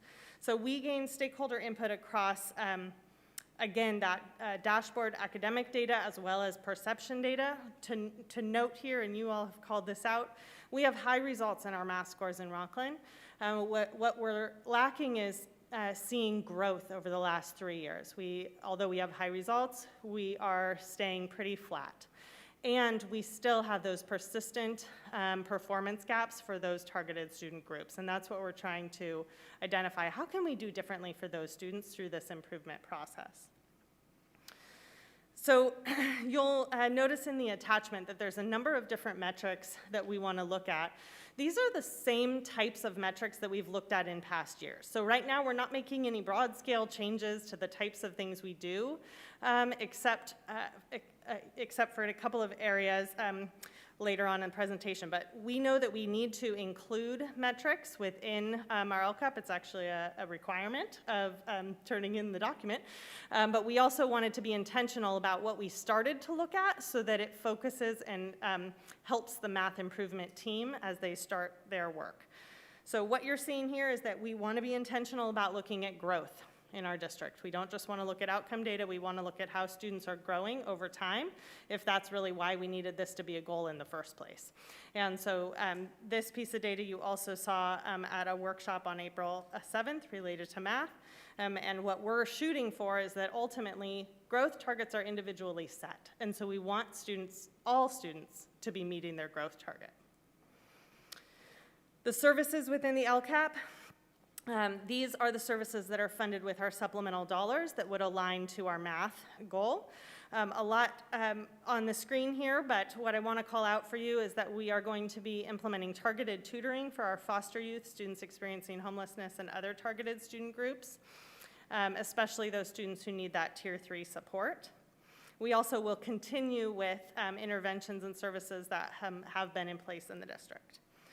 As shared Can I earlier. just say on it real Go. quick, just Yeah. to your, well, you can move forward, but to say, this was another example of where I was talking earlier, is like, this feels a lot like just throwing everything on all this could be right, but we just don't know, right? And so I do hope we set a way of understanding going into it where the impact is and which of these actually is most. So like everyday math is a perfect example to me. Is I'd be shocked if it doesn't. Like I just the feedback I get from the kids and from the parents, the people, it makes sense logically spending every day on it. The kids that seem to have done it, there's always a lot of people interested in it.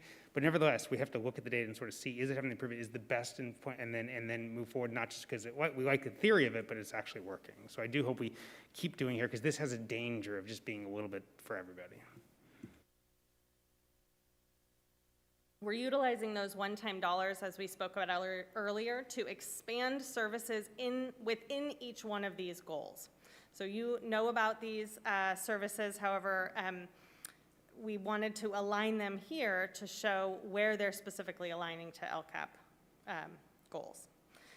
Here, most notably, we're going to be expanding that tutoring and making it available to students who would need a Tier 2 level of support as well, using those one-time funds instead of just students who need that highest level of need. We want to provide that tutoring service earlier.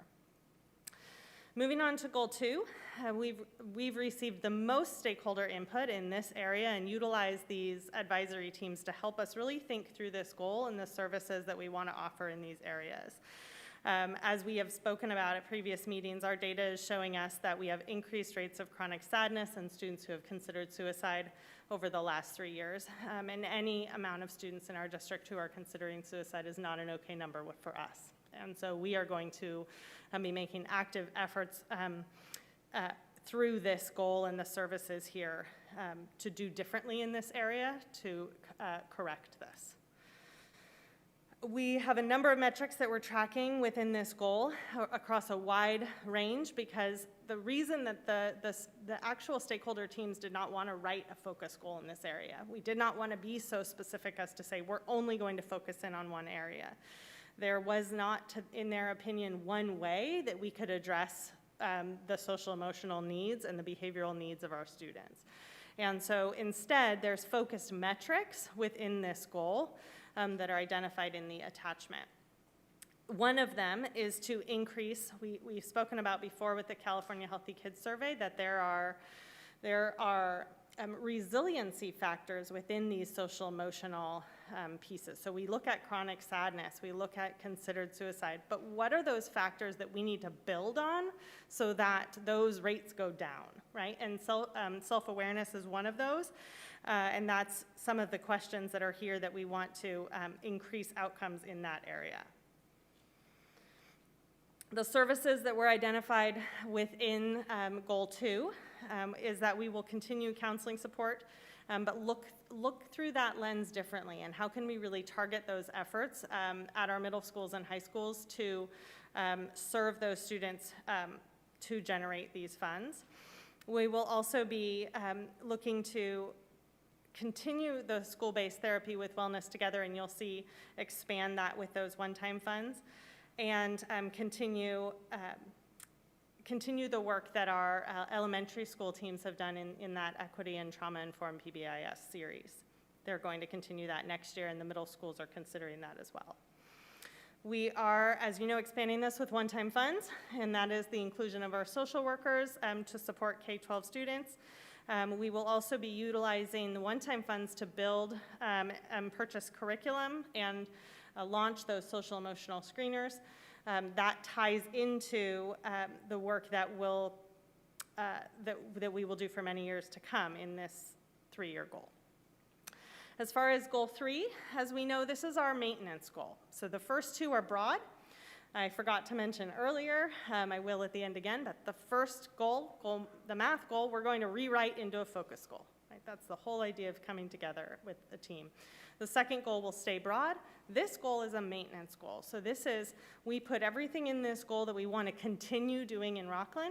We want to measure it to make sure that it's continuing to serve our students well. But that's why you'll see items from everything from facilities to CTE, It's all the programs to multi-tiered systems of supports and interventions in English language arts. So it's a very wide-ranging goal. I think about it like we have two main goals, right? The math goal and the social emotional goal. This is all of the other great work we're doing in Rocklin for our students that we want to continue. And the stakeholders felt the same. Here I'm highlighting our A through G rates. There's a wide range, again, everything from how are we performing on the facilities inspection tool is one of our metrics, to do we have enough standards aligned instructional materials, to how are our students being prepared for 4 years, UC and CSUs. So you'll see here that we continue to have gaps in our A through G readiness. We also, overall, in our all-student group, have a percentage that is lower than we would anticipate here in Rocklin. I want to speak to that just quickly to share that we do have some data errors here that we are actually actively working to clean up. The way some of our courses have been built here in Rocklin over the course of many years, we need to refresh those courses to make sure that within our student information system, those are accurate, so we're accurately reporting this information. So is your belief that they are A through G eligible and we're not noting them that way, so you think it's going to send us higher? Yes. Okay. Do you have any idea, like, is this a large percentage? Because these are alarmingly low. So yes. So we know that these rates are actually higher at our two comprehensive schools. This takes into consideration all of our graduates, all of our 12th grade graduates. And so at Rocklin High School, the percentage is almost 70%. At Whitney High School, it is almost 75%. And what we do know is that there are many courses, up to between 26 and 42 courses per school that need to be corrected. are they all through A through G? Are they in the A or the B? Are they scattered? Do you know? It doesn't matter. Okay, thank you. Also, if the board, you can go back to that previous slide. So when you look at some of these too, we should be disturbed by some of the different categories or groups. And some of this is the real targeted. For example, English learners in this make up 14 students, 7 at Rocklin, 2 at Whitney, 5 at Victory. So really getting in, because what we have is we have a lot more English learners, but this is students that are not redesignated, but are truly in that still acquiring English speaking skills. So we have many more students that are English learners earlier in the grade spends, but they redesignate out. And so targeting the work, like when you think about this number represents the 14 students, is really going to be critical that we do that.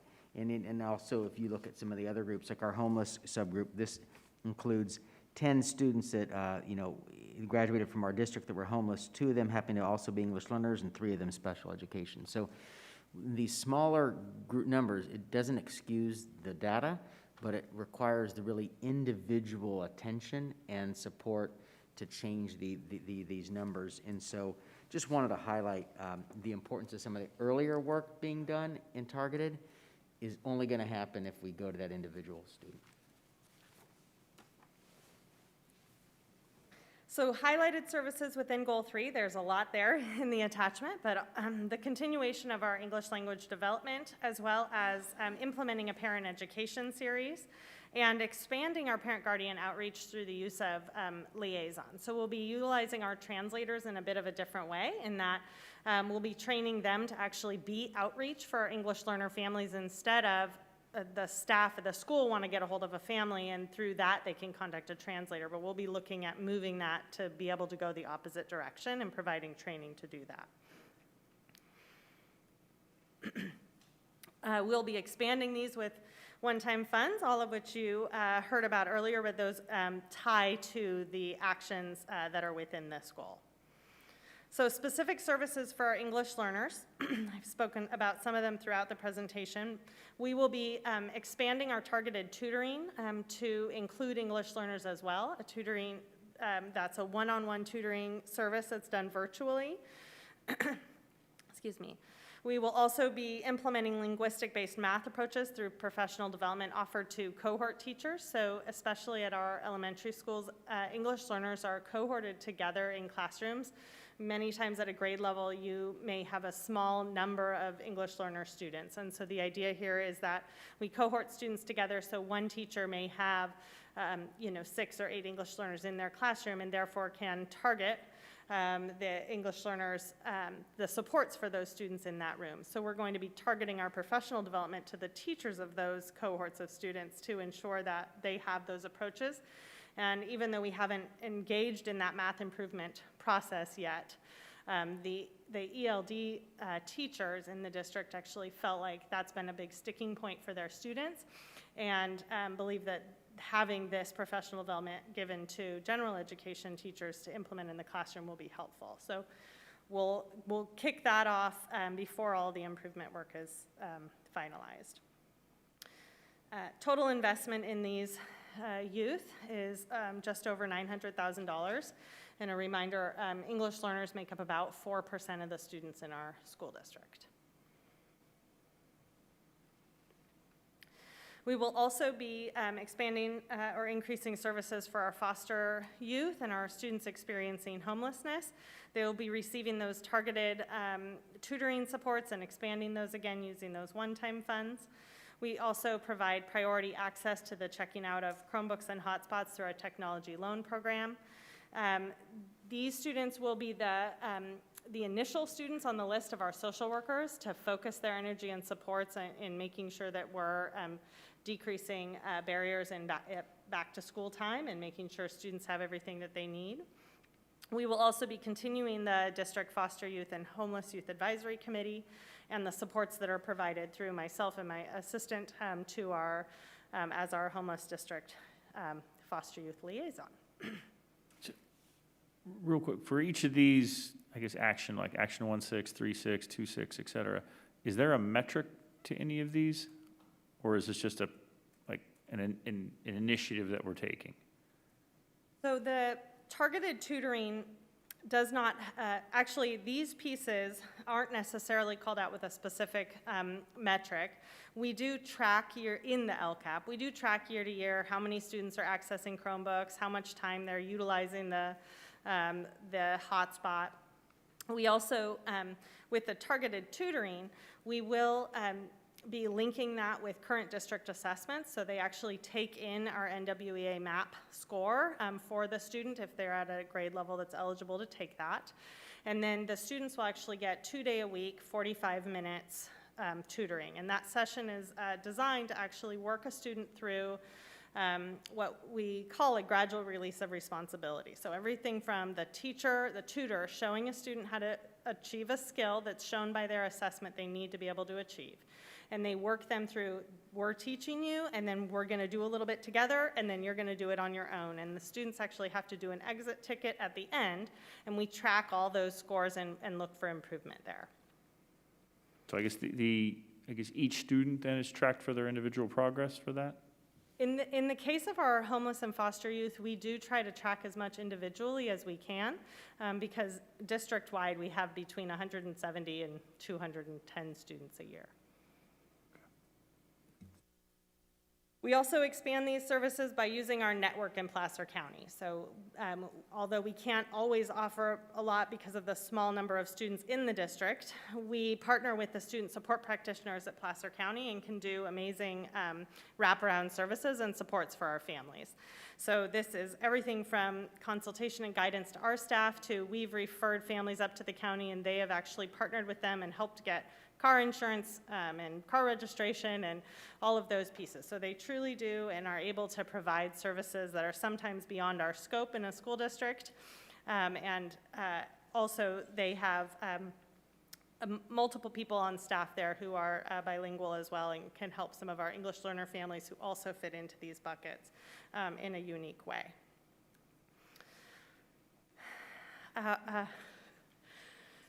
We're getting there. Right now, we have just about $4.2 million in supplemental, although with the increase in COLA, this number will go up slightly, and so the amounts that go with each goal will change.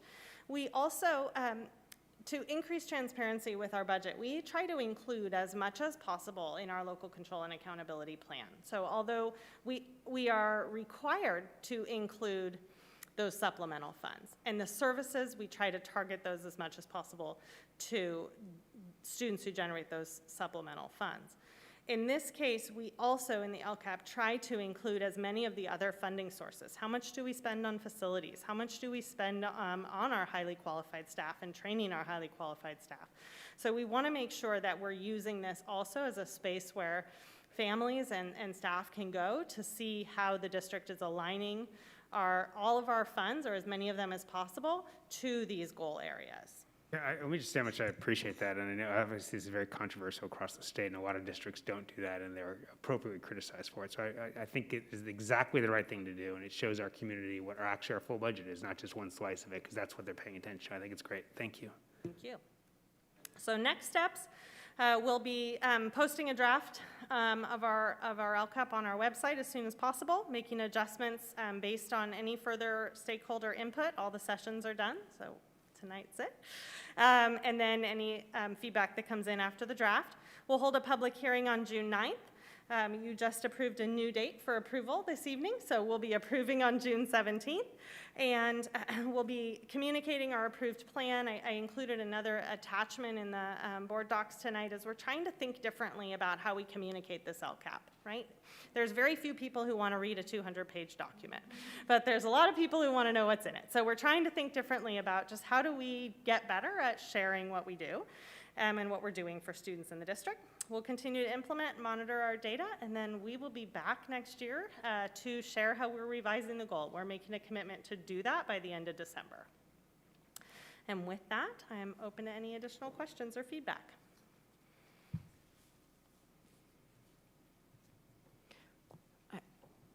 I'm going to put you on the spot, and the answer can totally be no, because I went back to try and find it, and even I was like, okay, May 5th, trying to find it. Do you remember on the Healthy Kids survey, there was a question which was the reason why kids feel unsafe and harassed? And number one was race. Do you remember the bottom four? So there are 5 reasons that are Yeah. included in that, but they're not in any rank order.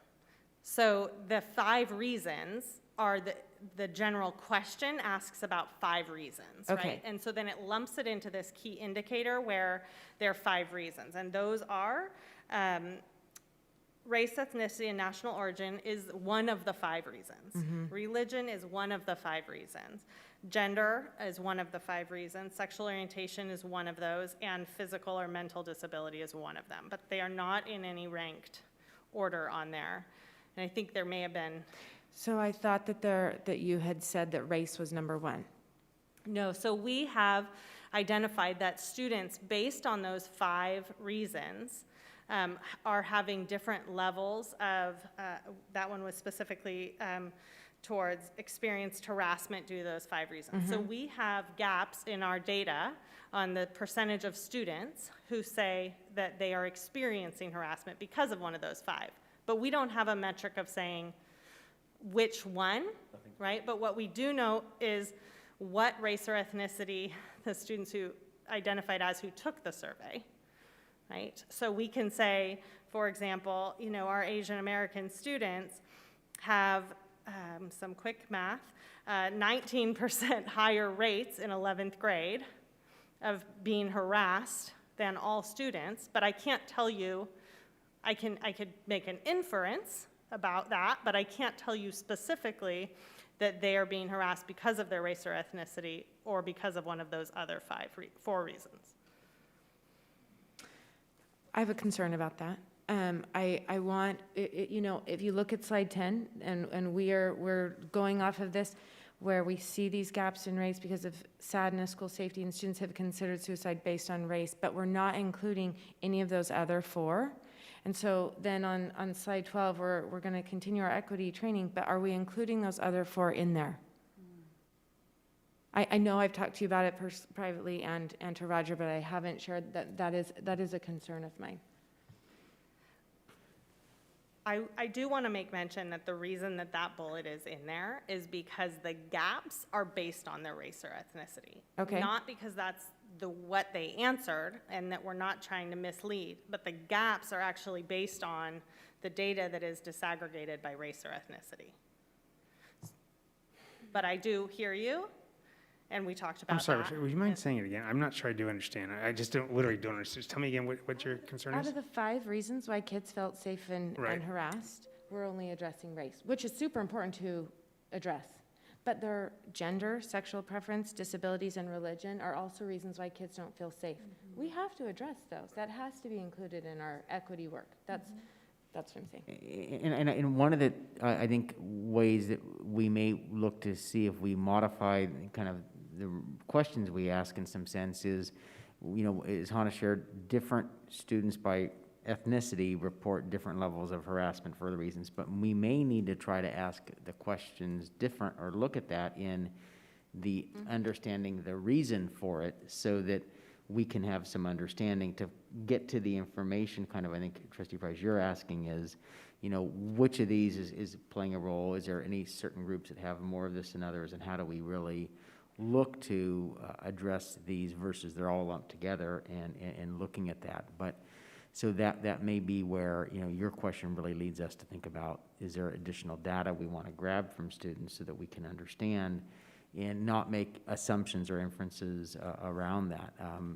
And so, because we might find that in different, groups that there's different issues that we need to attend to or not. And so I think that would be helpful for us to have. Yes, I agree. I would appreciate if that was asked, and also in our equity work that we're encompassing all of those things.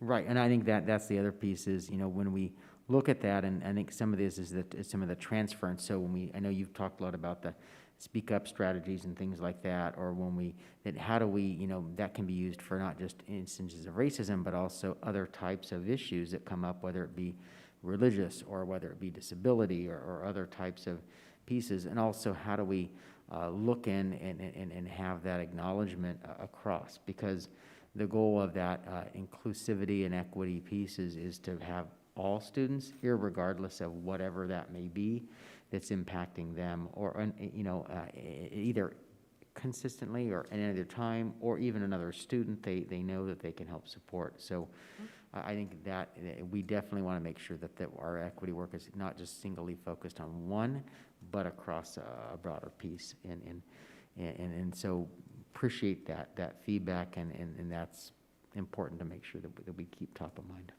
Thank you. I love the presentation, thank you. I like that we have at least, kind of 3 targeted areas. I'm really curious to see, I know we had some specific metrics that we were looking at. Hopefully we don't, how do you say it? Hopefully we don't kill ourselves putting a bunch of metrics together and it's just having a scorecard. So hopefully we can have, 1, 2, or 3 for each goal and kind of target that so we can see the improvement. I think as a community member, if we show too much stuff up there, no one knows how to translate it and look at it. I know Rick's been really good at helping us explain some of these things, but for goal 1, hey, what are the 2 things, and are we going in the right direction or the wrong direction? Knowing that there's a bunch of different sub-metrics that we might look at, but just from a high level, if we can get to a point where we're looking at that. And then, like the A through G, I like that, but then is that the only one? Is that one of them? So hopefully we can, again, as we're going through the year, hey, here's my update, here's the metrics, let's talk about what's working and not working. Not that I don't love the slides, but, real quick, high level, let's talk about improvement, so. Great. Thank you. Thank you, Ryan. This is great work. Really appreciate it. Thank you. I did want to take a moment to thank you for, I know when we talked about a typical parent understanding the LCAP and what our goals are and what we're trying to achieve. And I appreciate the communication tool of going, okay, how can we package this in a way? It is a lot of information. And a lot of parents, especially those that are working during the day and then getting kids ready for bed. I know that routine, that life well. Shout out to my husband at home getting the kids ready for bed. Actually, they should be in bed hopefully by now. But I think that communication tool actually is really critical because I think it shows the parents what they can expect from us, and it actually shows them, hey, here's how you can know what it is we're doing. I did notice in a few spots, parent engagement, parent education, love that, great. Are we contracting out vendors for that? Is that something we're running in-house? How would a parent or myself get more information about what we're providing to them in the forms of parent education? Great question. I think we have not put all of those pieces together on what will be in that parent education series, but we're starting to do thinking around that. I believe we would end up with a mix. So in areas where we have people in-house who have expertise in particular areas, we have brought in panels before and had sessions with families, but there might be also areas where we want to bring in and consult with folks to run maybe a series of something that's specific to what parents want. And we do ask a question on our LCAP survey. We added a question on specifically what types of series parents would want to see, so we have some actionable data to take next steps on with that. Thank you. Last question from me on next steps. Revised goal 1 by December 31st, 2021. Do we hear back from you before then, or that's when we hear back about this December 31, about all 3 goals? Sorry if I missed it. Oh, it's so great. So I will be back on June 9th for Right. the public hearing, and then we'll approve on the 17th. Yeah. And then I would imagine that we will be bringing updates on our progress with the math goal in the fall throughout that process. And goal 2 and 3? Yes, and so that's where, and actually, no, it's great, yeah, we will provide as much as you want. And so we absolutely plan to do that. And that's part of the piece I've heard from a couple trustees of wanting to talk a little bit about our board calendar. And so I think, thinking about, I've talked to President Counter around maybe at the August 4th meeting, bringing our board calendar kind of for the year and talking about, you know, the mix of study sessions, items when they come, so that we can make sure that the needs of the board wanting to talk about. We've heard math every month. We also know, you know, some of these other areas, so that we can have a mix of providing information and frankly a time for the board to process all of this and give input and direction throughout the year. So that'll be something then that we plan to put on the agenda to kind of map out together. Thank you.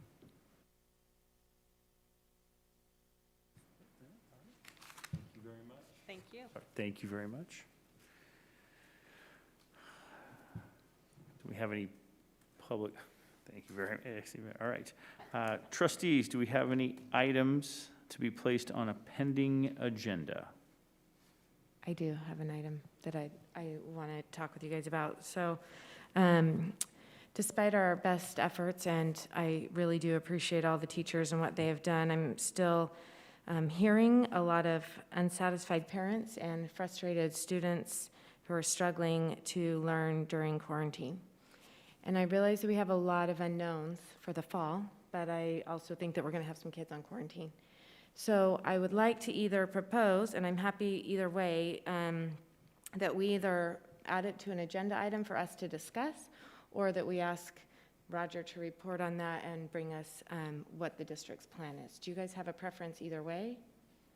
I can go either way on it as well.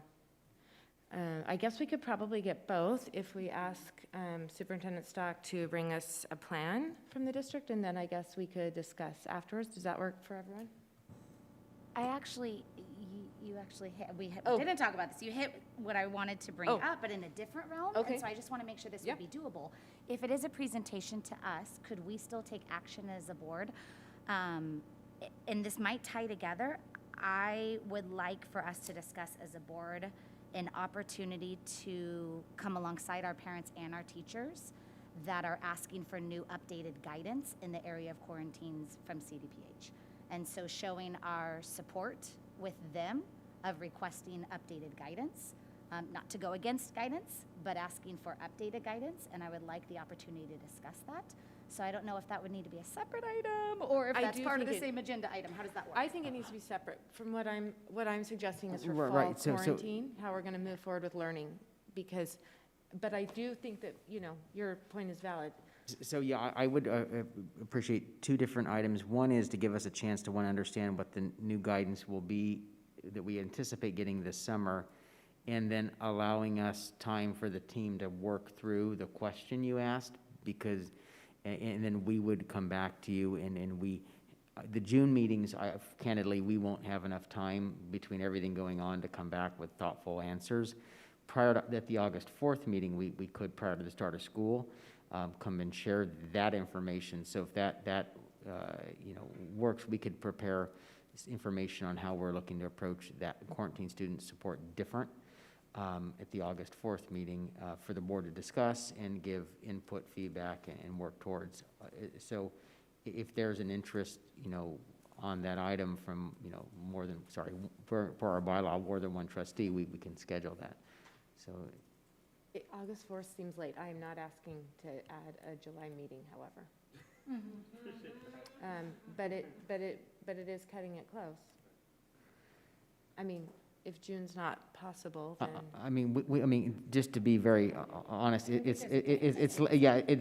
that item of how we're going to approach the quarantine students different in the academic supports, just to be very candid, in less than a month with school ending and everything. I understand. Just, we would provide very surface level answers, and I don't think that would satisfy the board. So, the other option is we could have an earlier meeting than August 4th if the board chose to do so.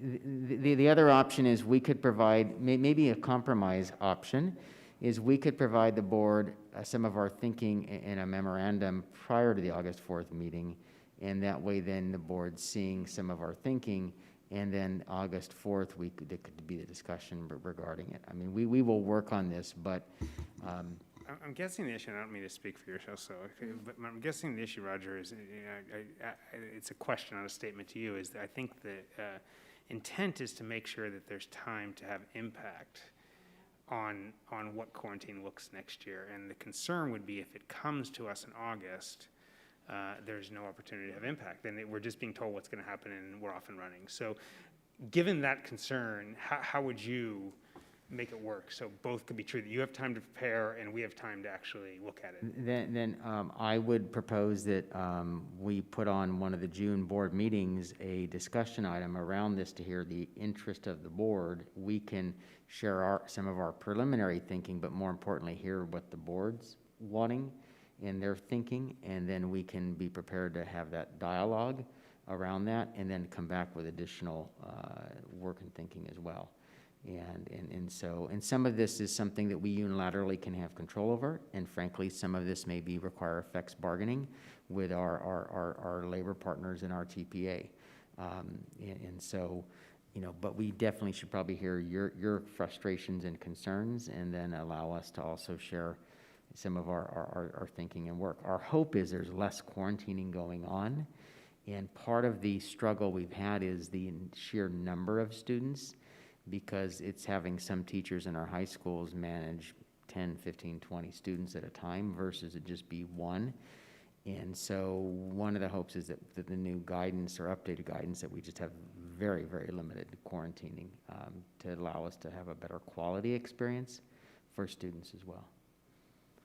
So I don't know if that meets the interest of the board or not. I guess we don't have any insight or knowledge of when guidance would change. I mean, there's nothing on the horizon that, hey, on June or July or X, it's gonna... What we may hear is, we had our public health call this afternoon, is that while a lot of the guidance may fall off, we may get some industry sector specific, i.e. schools, guidance on a few other things. And we don't know what that is. It could go from face coverings to quarantining to distance between students. So, and then they could also rescind everything and then give us new guidance in July, is something else that could happen. And, that's one of the pieces of, we just have a big question mark, except a lot of hope that things will be severely relaxed and allow us to return to as much as normal, but we, just don't know. But I think the idea that there is a possibility of students being quarantined is likely, and so it's good to discuss that, and again, just hoping we have much, much less. Okay, I feel comfortable. Let's start with that in June. Okay, great, thank you. And so that, I know that was the first time. So then are they combined? Or they're not? Let's not combine them. Do So- I need to make so- a motion and So get a let me second? I'll second that, and then we're done, right? There's no vote. Okay, so that one's done. All right, then you're up, Okay, Tiffany. go ahead. Okay. And then in specific, I do feel time is of the essence. I think even June 9th is quite late. I do know that there's talk that there could be different guidance or new guidance that comes out, but I think it is prudent for us I feel I have heard from the community. I have heard other school districts with similar concerns. And I think it would behoove us to have a conversation about how can we show our support in asking for updated guidance from the state. I don't see any concern in that. But I just want to allow us to have that conversation, and maybe in the form of a letter of support, whatever it may be, but be able to open that dialogue between us. And I would prefer that to be at our next meeting, June 9th, if possible. So I want to second that, but I want to even make it stronger if we can. I want to get our legal partners involved and find out what rights we have as a school board to demand guidance, demand updated guidance, because I think we've been asking and asking and asking this whole time, and I think we keep waiting for it to get better, and we keep hoping it's going to get better. I mean, I remember back in December, we thought we would be way in orange by the time we hit April. And I'm really nervous about what is still going to be in place next year. And the governor's supposed to be coming out with new guidance on June 15th. I agree, there's urgency. I think I would like to know what our legal rights are as far as a board, as a district, to say this is not good for kids. It is proven to be not good for kids, and it's not helping kids. And why are we here? We're not here to make sure that our kids are protected and that we're doing what's best for kids. We're being forced to do, I disagree with what we're being forced to do. And I think it's time to be stronger in our opposition to that. Just, I guess, curious, is there any avenue or benefit to having that conversation? And again, I agree with you, with PCOE. Is there a bigger group? So I mean, I get it from an RUSD standpoint. I'm assuming that some other local school districts have a similar concern. Is it fair to move it up the ladder, or is it just going to be one of those, thanks for coming, and we'll tell you what we hear when we hear it? I don't know if there's interest in other boards to pursue this issue. Frankly, I've not asked. I could check with other superintendents to see if their boards are having similar discussions. The other, but each, of course, as you know, each board is self-governing of its own jurisdiction, and so PCOE has no jurisdiction, if you will, over us except to, approve or not our LCAP, our budget, but has no jurisdiction. But if there is any interest in our county or in our region around that, I could, again, check with other superintendents to see if that's there. Also individual trustees can do that as well, because there's not a violation of a Brown Act of talking to other districts' trustees. It's just, of course, no more than one other trustee about any item that comes before our board. That's how that can proceed. And as far as getting the legal information, that's something that if the board chose, I could seek to have that information provided, try to have that provided for the June 9th meeting, and it could occur in one of two ways. One is a legal memorandum for the board, and then the other is to have legal counsel available to answer questions, and that typically happens in closed session because it's related to pending litigation.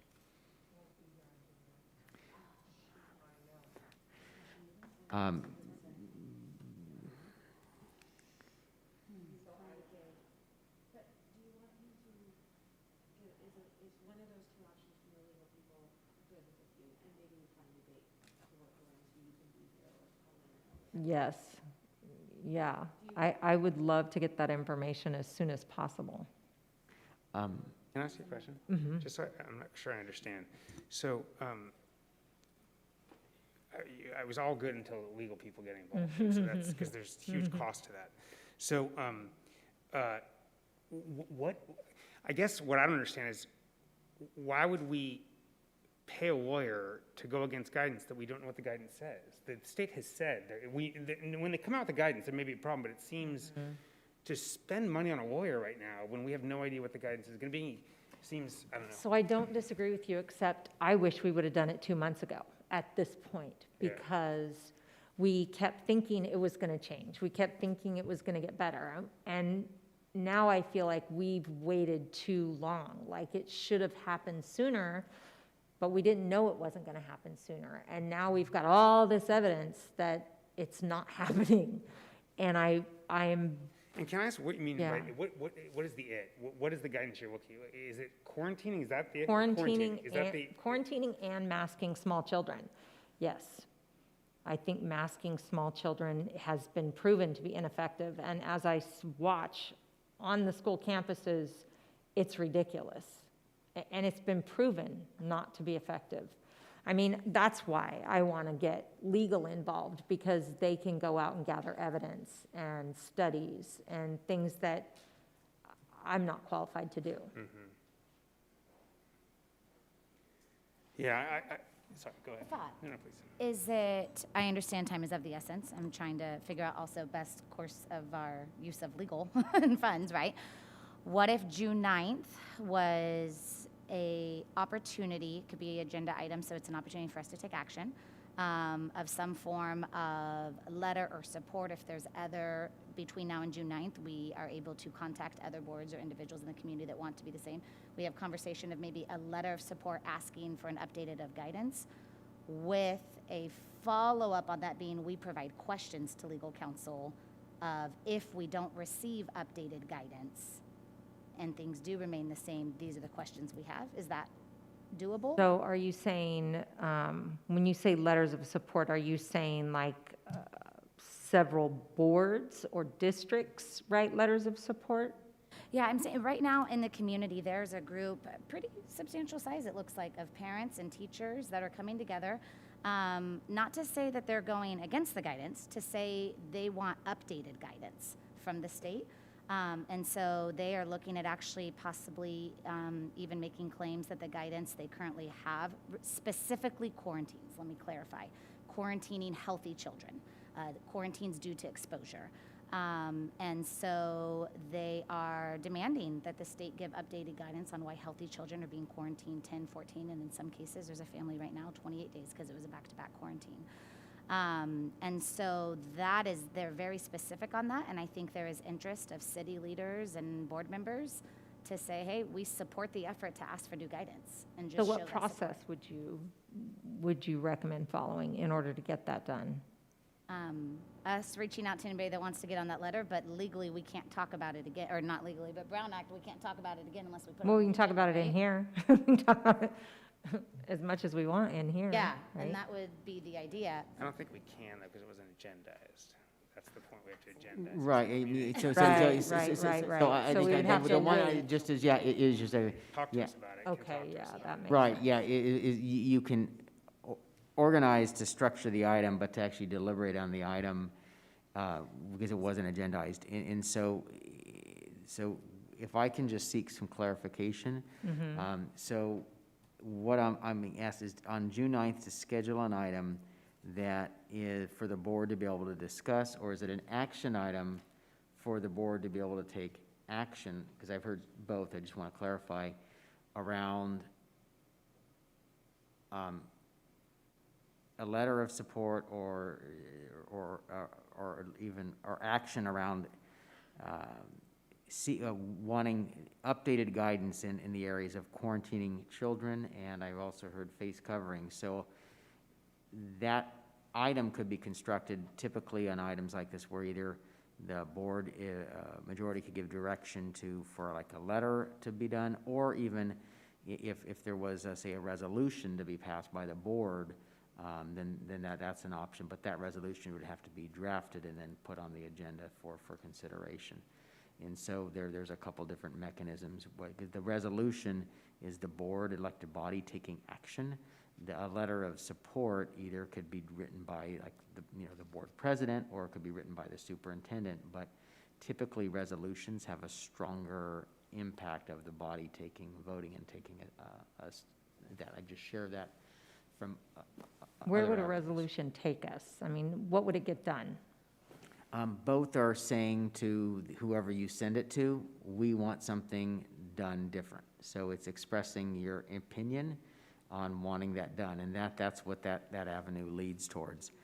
It's an advocacy role. I would also say, just as a point of clarity, that this board, as long as I've been, has never done resolution. We don't get involved in, it takes us down a very different route. So I agree. As soon as we start taking And, resolutions well, and everything, it changes things. Yes, so. I agree. And one of the reasons that I think this hasn't been brought up sooner is because in the beginning, it was more politicky, but now it's really not good for kids. Like, it's not about one side or the other. It's about, this is not good for kids. This is affecting their education, and that's what we're here to do, is educate kids. And even if we didn't go the route of the masking, but really stuck to the quarantining, I feel really strongly that the quarantining is damaging children. And we don't have a choice. We have to follow the guidance. And I feel like, what are we doing here if we don't do something to try and get that guidance changed? Because it's harming children. Whether it's talking to legal or a resolution or getting a letter together, we need to do something, because waiting for governor to do it isn't getting us there. And then the legal piece, from what I understand, is that an interest in what are the legal options before the board. If it has guidance it doesn't agree with. And so typically in that type of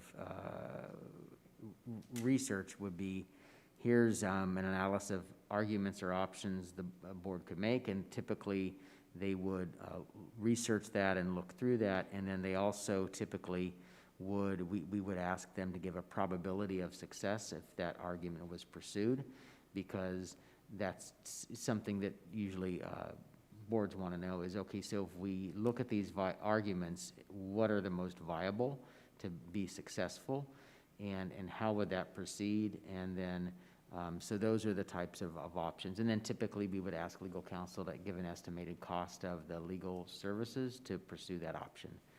And so that's the type of questions I would ask counsel, directed by the board, to prepare.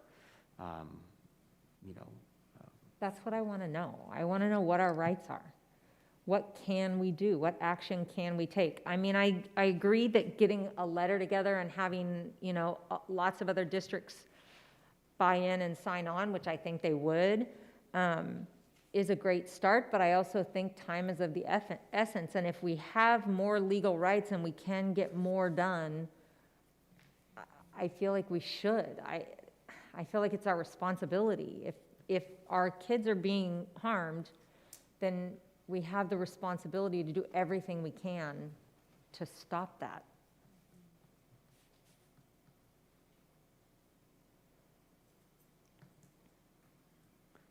So just as I mentioned earlier, in bylaw, our bylaws require 2 trustees to concur for something to be placed on the agenda.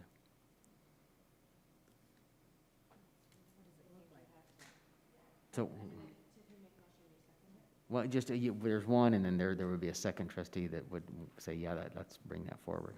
So which thing, though? We did that. Well, but I have 2. and this is where I'm a little confused. One is it's either discussion or action on a letter or resolution, and then there's another one on getting a legal opinion for the board to consider. So to me, I have 2 different ideas, and would appreciate clarity on that. Julie, are you still wanting in person with legal, or would a legal memorandum work? Because I support you. I understand what you're saying. I'm just trying to think what's the best approach. What are you asking I won't for? be here, so a memorandum I would love to hear and see. I'm wondering if a memorandum similar to when COVID guidance was first given, and the board requested a memorandum of what are we legally required to follow. I think an updated memorandum could possibly work. Tell me if you like this. An updated memorandum from legal. I think that would probably be a little more cost efficient and time efficient for them to respond back to us with an update now that this guidance has existed this long. What are legal options board members have should guidance remain the same? Or should there be a disagreement with guidance? So that way you have those questions answered. And we can use our time most efficiently with our attorney if you are, being really specific about what questions you have and want answered.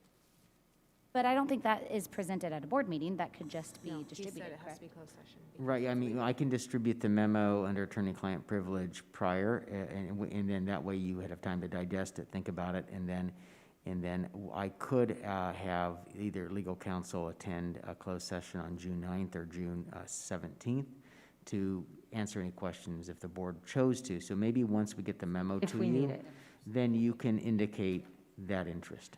So if we could have the legal memorandum before June 9th, then I motion, as long as we can have that ahead of time, I motion then that June 9th, we have an agenda item that allows us to take action. I'm not proposing a resolution. I'm proposing action to write a letter of support. Second. Let me clarify. To write a letter of support, supporting our parents and teachers requesting updated guidance. Is there an area of guidance updated? I've heard quarantine, and is it? I would be okay if we went with quarantines right now. And I also heard, just clarifying, 14 students for COVID exposure? Yes, specifically for Like a me, letter it's then, yeah. quarantine due to COVID exposure, whether vaccinated or unvaccinated. And so, I'll make a request as well, that if we are going to be asked to take action on a letter, that I would like the letter to be written in the packet so we can view it to make that decision, that we're not trying to write it in open session and assuming we know what we're all talking about and saying, let's talk about that. So just if I may. if staff could prepare a letter for the packet, and then we could discuss. I would, staff's happy to do that. I'm also happy if, frankly, if Trustee Sadoff raised the item, if she'd like to, not to assign, not to delegate to my boss, but to ask if you would draft a letter, since you raised the item, that could be the basis of that conversation. That way, the intent you have is coming directly from you versus to me.